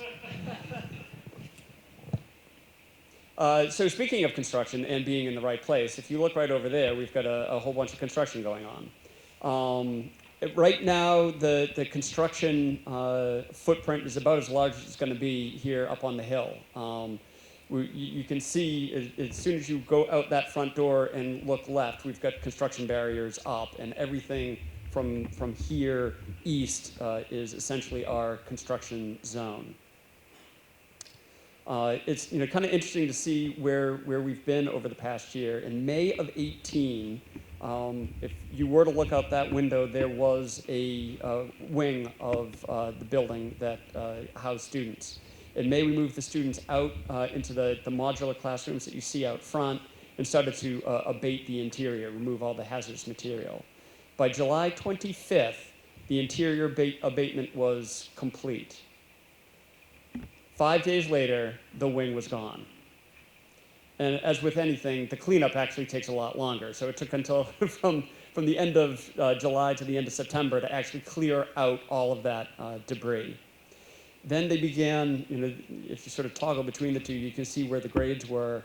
They started a massive cut. So when you look at the future high school from up here, you're only going to see a couple of stories. But that is hiding what is behind that you can really see from the Medford Street, is that it goes into a massive hole. In March, the mass excavation was complete. By June, we were finished with the foundations. And by August, we were done with steel. The rough steel goes up by comparison to all the other stages of construction very quickly. Something like almost 2,000 tons of steel went up in those 2 months. And now here we are in October. It's starting to look a little bit more like a building. The exterior skin is being put on. And our schedule is that we'll have that watertight by the end of the month. And then from the exterior, you won't be seeing much construction on that building because it'll all be the trades on the inside fitting out this wing on this side. On the other side, we was occupied for school all of last school year. Last day of school, I think, was June 15th. On June 17th, they started demolition. And by August, that wing of the high school was gone. And we are now in August, and the foundations will be complete for the east wing the end of this week, and we start swinging steel next week on that side. So it's a pretty massive project.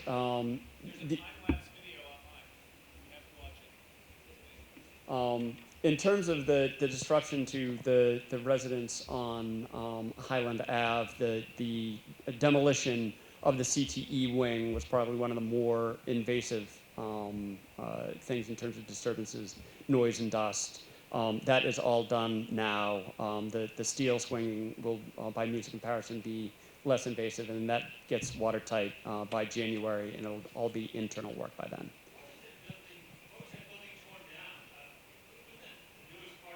It was built in 1986, but during the conceptual phases and all the different iterations for reusing the building, there really weren't any cost-effective retrofit of that could be done. Just so actually in the 80s, actually I was a graduate in high school when we started that project, and we had an old technical trade high school, the Somerville Trade High School. That's where the Edgerly School building is now. And we're going retro now. Students in those shops are back at that school while this is being done.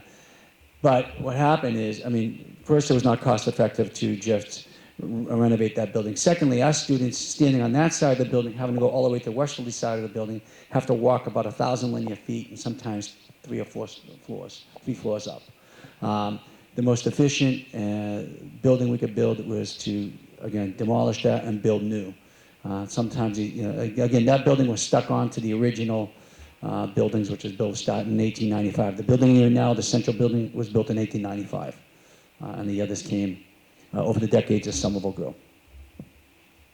In terms of where ResiStat gets to be next year, my best guess is that we'll be right in here, which actually is an interesting part of the renovation.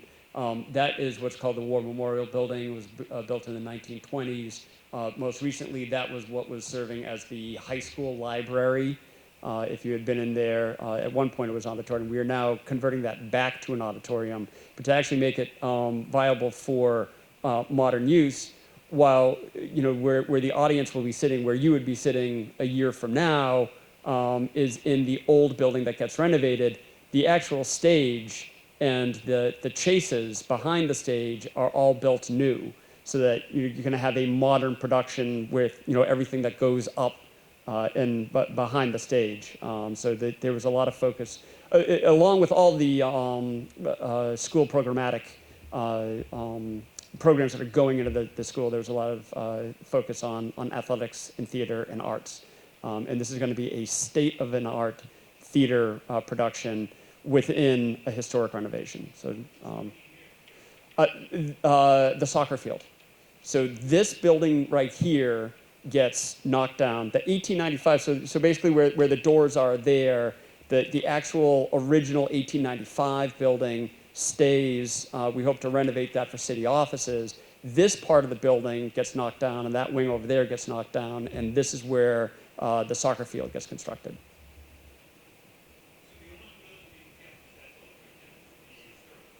Well, so the War Memorial Historic Building is incorporated into the new high school. The actual field house, the gym, stays and is incorporated into the new building. And the 1895 wing, which is currently being used for high school use, remains and becomes city offices.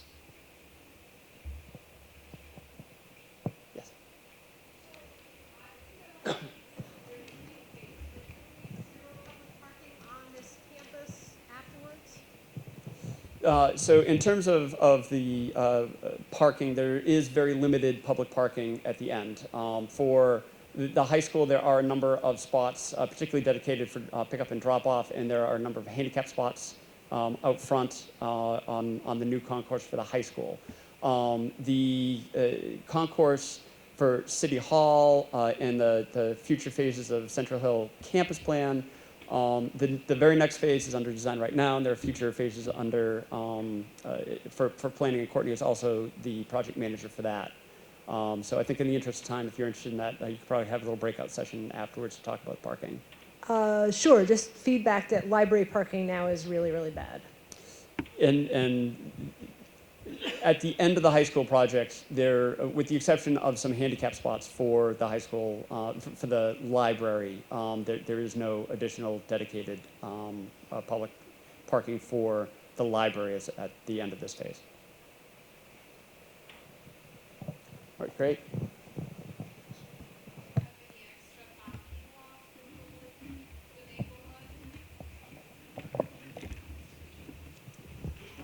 In your plan, there is any parking lot at the end for the neighborhood? So maybe on parking, our goal was not to increase surface parking here, but let me talk about the parking issue. One of the original concepts had a parking garage beneath the field. As we looked at that, we're trying to change behavior and mode, especially since we're building a green line, the state's building a green line station right down the street. Using other modes of transportation as well. However, we understand there is going to be a need for motor vehicle parking, but spending $20 to $30 million for 150 spots wasn't the best use of our taxpayer dollar. We get more for the education components. However, our approach will be to understand where in Gilman Square is part of that planning effort, right near on the property abutting where the Green Line Station is, the old Holman's building lot. The city owns that lot. We're looking to acquire adjacent lot. We're working with the Gilman Square Neighborhood Association, seeking to do perhaps a community innovation center, but as part of any project there, examine the potential for parking capacity there as well, especially around the transit node, but not under the field and not for almost $30 million, and really not in where the egress is right out in front of a neighborhood. Didn't make much sense to us, but we understand, we have teachers who don't take public transportation and other constituents. We are going to take a holistic look at that, as well as as everything opens up, the bridges, the Green Line Station, what are the other parking capacity opportunities in the district? I think speaking of safe streets, parking, Broadway, bus, I'm going to hand it over to Brad Rawson. Thanks, Mayor, and thanks everybody for your attention. These are long sessions. This is Civics 101. There is so much going on in our fantastic city that we could do 3 times as much content. We've done a little bit of a selection for you all. We appreciate your activism and your engagement. My name is Brad Rawson.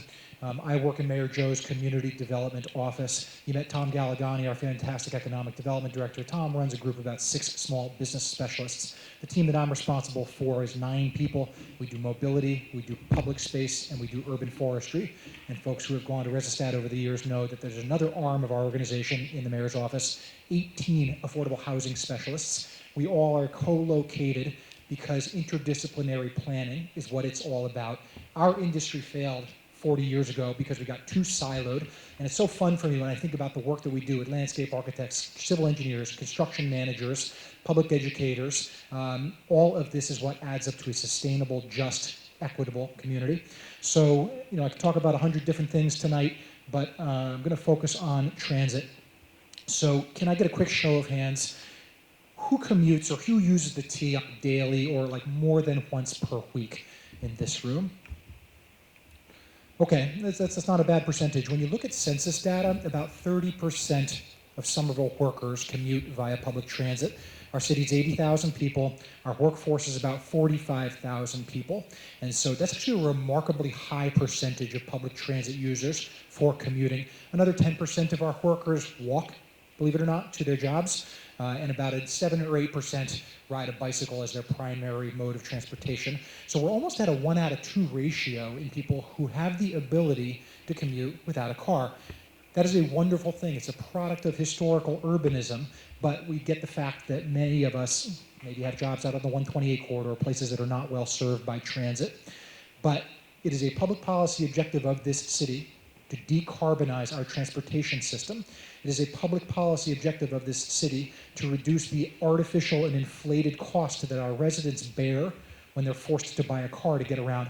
The number of times that I hear our residents say, gosh, I used to ride the bus, but I can't rely on it, and I'm saving up and I'm buying a car as a result. That's $10,000 coming out of your household budget that could actually translate to, say, an extra $200, $300, $400 per month in your rent payment or your mortgage payment. These are artificial choices that our society has forced onto urban communities because we systematically disinvested in transit 50, 40, 30, even 20 years ago.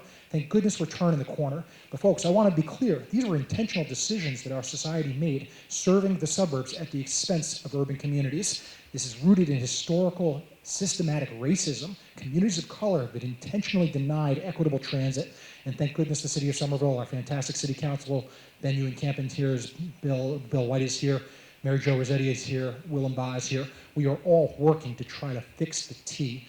Getting the Green Line extended is part of that process, but bus service is kind of the unsung workhorse of the MBTA transit system. There are about 350,000 daily trips on MBTA buses in the MBTA network. For comparison purposes, the red line carries about 250,000 people per day. The orange line carries about 200,000. So again, everybody rightly focuses on the fact that green line trolleys and red line trains are catching on fire. That is a disgrace, and the Commonwealth is working to address those issues. But for 350,000 Massachusetts residents, every day, their bus is on time 50% of the time. And one of the things that the Commonwealth and the regional authorities have identified through a series of strategic plans that you ought to check out, these slides are available online, you can find these links. If the T were able to buy a bunch of new buses and hire a bunch of new operators, their buses would still be off schedule 50% of the time because they're stuck in the same traffic that we are stuck in. The community-based climate forward plan that our city published prioritizes, like I said, decarbonizing our mobility system. Something like 38% of the city's carbon footprint is coming out of the tailpipes of our motor vehicles. And one of the most important things that we can do to get more people onto public transit is by investing in bus transit. So the Broadway bus lane has, been a hot topic in the community over the last month or so. Things are getting better. We try to sequence things with our contractors in a way that make a lot of sense. And the first thing that we wanted to do was actually modify our traffic signals so that they were a little bit more coordinated over at School Street, Temple Street, and at Marshall Street, and up at Main at the top of the hill. But we got our pavement markings contractor crews before we got our electricians' crews. And so we had to take advantage. It was a long lead. It was many, many nights worth of work to put those pavement markings down. So the pavement markings went in place before the signals were changed. That was a real culprit in why we have had excessive congestion in the neighborhoods for the last 30 days or so. Yesterday, our electricians were on site. They modified those timings. Our staff, Justin Schreiber, is one of our great transportation planners. He's here. He's been out doing the street ambassador thing, watching the buses, watching the signals, watching the cars, reporting back to us. Things are working now the way they were supposed to. And the engineering processes that we go through for this kind of stuff, they do modeling exercises and they show that with the new configuration, the motor vehicle delays should be what they were 6 months ago. I'm not saying that 6 months ago was great or that the status quo is acceptable, but the last 30 days have been kind of artificial congestion and it's already getting better, so we're excited about that. Part of this is also about McGrath Highway, to the point earlier about the congestion.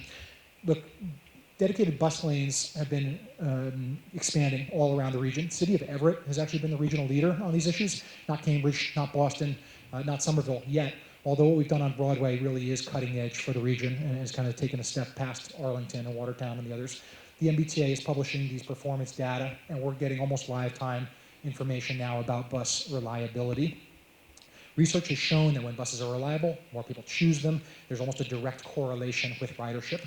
So it's going to be really important for us to think about the 7,000 riders on Route 89 and Route 101 every day, and then thinking about whether we start to see the materialization of additional ridership.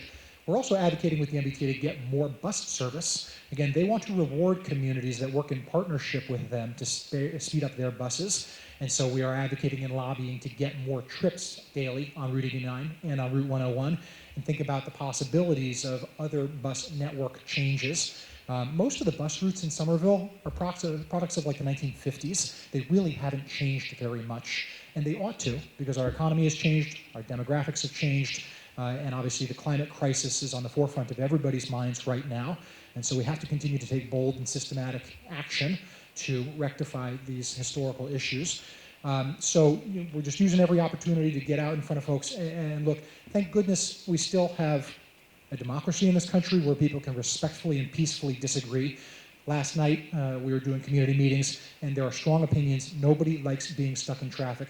So we've been out taking constructive criticism. We are committed to engaging, to measuring travel speeds, travel delays, bicycle and pedestrian traffic, bus ridership, bus delays, reliability, crashes, all of the kind of the key performance metrics will be tracked and reported to you all so we can really evaluate the effectiveness of this investment. So I'll be happy to take some questions on that issue, and I'll be happy to address one or two of the McGrath Highway issues. I mentioned earlier that with the Green Line bridge closures, the city has advocated with Mass DOT and with the MBTA Green Line team for 6 months that they modify the signal timing on McGrath, a facility that they control. And for whatever reason, they weren't able to do that. Fortunately, last week, they were out there with their electricians poking around the cabinets. They were out there again this week, and they're coordinating those signals. They've upgraded a bunch of the equipment, and you're going to start to see a coordinated green wave that kind of starts up at Highland Medford. So in that kind of southbound, Leechmere bound morning rush hour, imagine that the green cycle starts at Highland Medford, and then like 20 seconds later, you get the green at Pearl Street. And 20 seconds after that, you get the green at Broadway. So you start to get this coordinated green wave southbound that's going to process more vehicles, reduce frustration, reduce incentives for cut-throughs into the neighborhoods, and also reduce incentives for block-the-box behavior. The illegal block-the-box behavior has been the bane of our collective existence over the last month or so. Chief Fallon and his team, Captain Donovan, have been out there allocating resources. We've had the state police out there for the last 3 weeks or so, and things have gotten better. But again, people are choosing to break the law.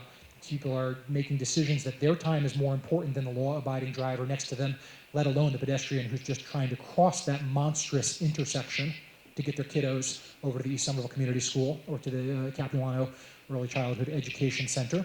So, look, our community bears a regional burden of regional cut-through traffic. We know that this is the on and off ramp to Greater Boston, and it is the consistent demand from our residents to shift that balance back to our historical roots of a community of walking, a community of public transit, and a community of bicycling. We're working every day to keep our streets safe and make the green choice the easy and useful choice. So I'll be happy to take a couple of questions. I apologize for kind of a lightning speed here, but it is 10 of 9. We want to be respectful of your time. I will stick around and have conversations until the last person is ready to go home. So I'll take one or two, and then obviously folks should feel like they have our blessing to move on with their evenings.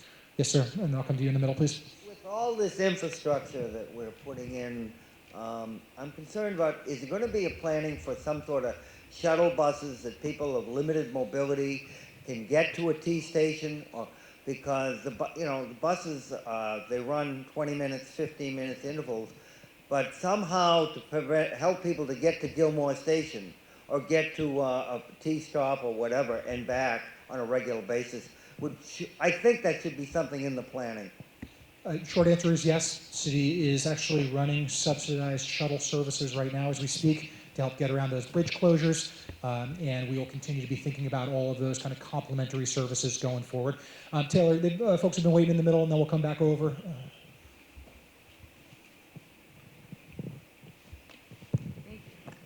So you point to Everett as a progressive bus lane. Don't they have limited, like 4 to 9 a.m. for buses only, their lanes? So if you're pointing to them as being a leader, are you considering that? Yeah, so the question is, our Broadway bus lane is all day, 24/7. Examples from Arlington, from Everett, those communities have selected peak hour lanes. So, call it 6 a.m. to 9 a.m., that kind of stuff. When I mentioned Everett being a leader in this space, they were the first municipality. I guess that's what I was referring to. And, different corridors, have different needs and different opportunities. The gold standard around the world is for 24/7 dedicated lanes, kind of like the old trolleys that used to run on all of our bus routes, right, where you actually used to have that center-mounted trolley line in the middle of Winter Hill on Broadway. As the city of Somerville works on these issues out in my neighborhood in West Somerville to serve Route 87 and Route 88 coming from Clarendon Hill down to Davis and beyond, we will consider all day, but we also consider peak hour. Sometimes you have more limited right-of-way, and so you just don't have the space for a dedicated full-time lane, so you kind of flip-flop it with parking and then peak hour bus service. Washington Street from Beacon over to Union is another one of the examples that we're in early study for right now, and the community process and the technical process will give us recommendations about whether it's all day versus peak hour. But yes, we evaluate this, and other cities and towns evaluate it in a case-by-case basis. So how many buses run up Broadway between 10 a.m. and 4 p.m.? So the question was kind of off-peak. You know, there are about 60 buses that leave Malden Station in a 24-hour period on a weekday and get to Sullivan. So you could have 60 trips inbound, and then in the reverse, 60 trips outbound. It's the same thing for Route 89. Of those, they clearly focus, you know, it's kind of 3 trips per hour in the 6 a.m. to 10 a.m. Section of the day. From 10 a.m. to 4 p.m., as you said, it's probably twice hourly. And we are advocating for more regular service. And we're starting to get some traction with that advocacy. So we're hoping that we can achieve a 20-minute frequency all day, and even on weekends as well. And again, those are questions that residents and stakeholders have asked and said, hey, it feels like this bus lane is there all day, but we're not getting the frequency that we want, particularly on nights and weekends, right? So we hear that, we respect that point, and we are working with the T to try to get more buses on those lanes. So they're going to close down School Street to rebuild the bridge. How about the other bridges that cross the Green Line corridor? Sycamore, Lowell, Cedar. Are they all going to be replaced as well? So the question was about the other bridges, and not all of them will be replaced. Cedar Street will have a 3 or 4 month period next year where it will be rebuilt a little bit, not to the scale that Medford Street or Washington Street or Ball Square. It's a little bit more surgical rather than, you know, kind of complete rebuild. Lowell Street will have another, you know, 3 or 4 month period next year. They're not allowed to close those bridges at the same time, so Cedar won't close until Ball Square is open. Sycamore stays open the entire time. There's enough space there for Sycamore to remain open. Central Street remains open the entire project. Walnut as well. That's correct, Mayor. Yep, Walnut does not close. Although Lowell, it was the case, the Green Line had been finally approved, we advocate strongly as a community, don't build Lowell that way. You're gonna have to go back and fix it. They did it that way, they'd have to go back and do it. Cedar had already been done. Yeah.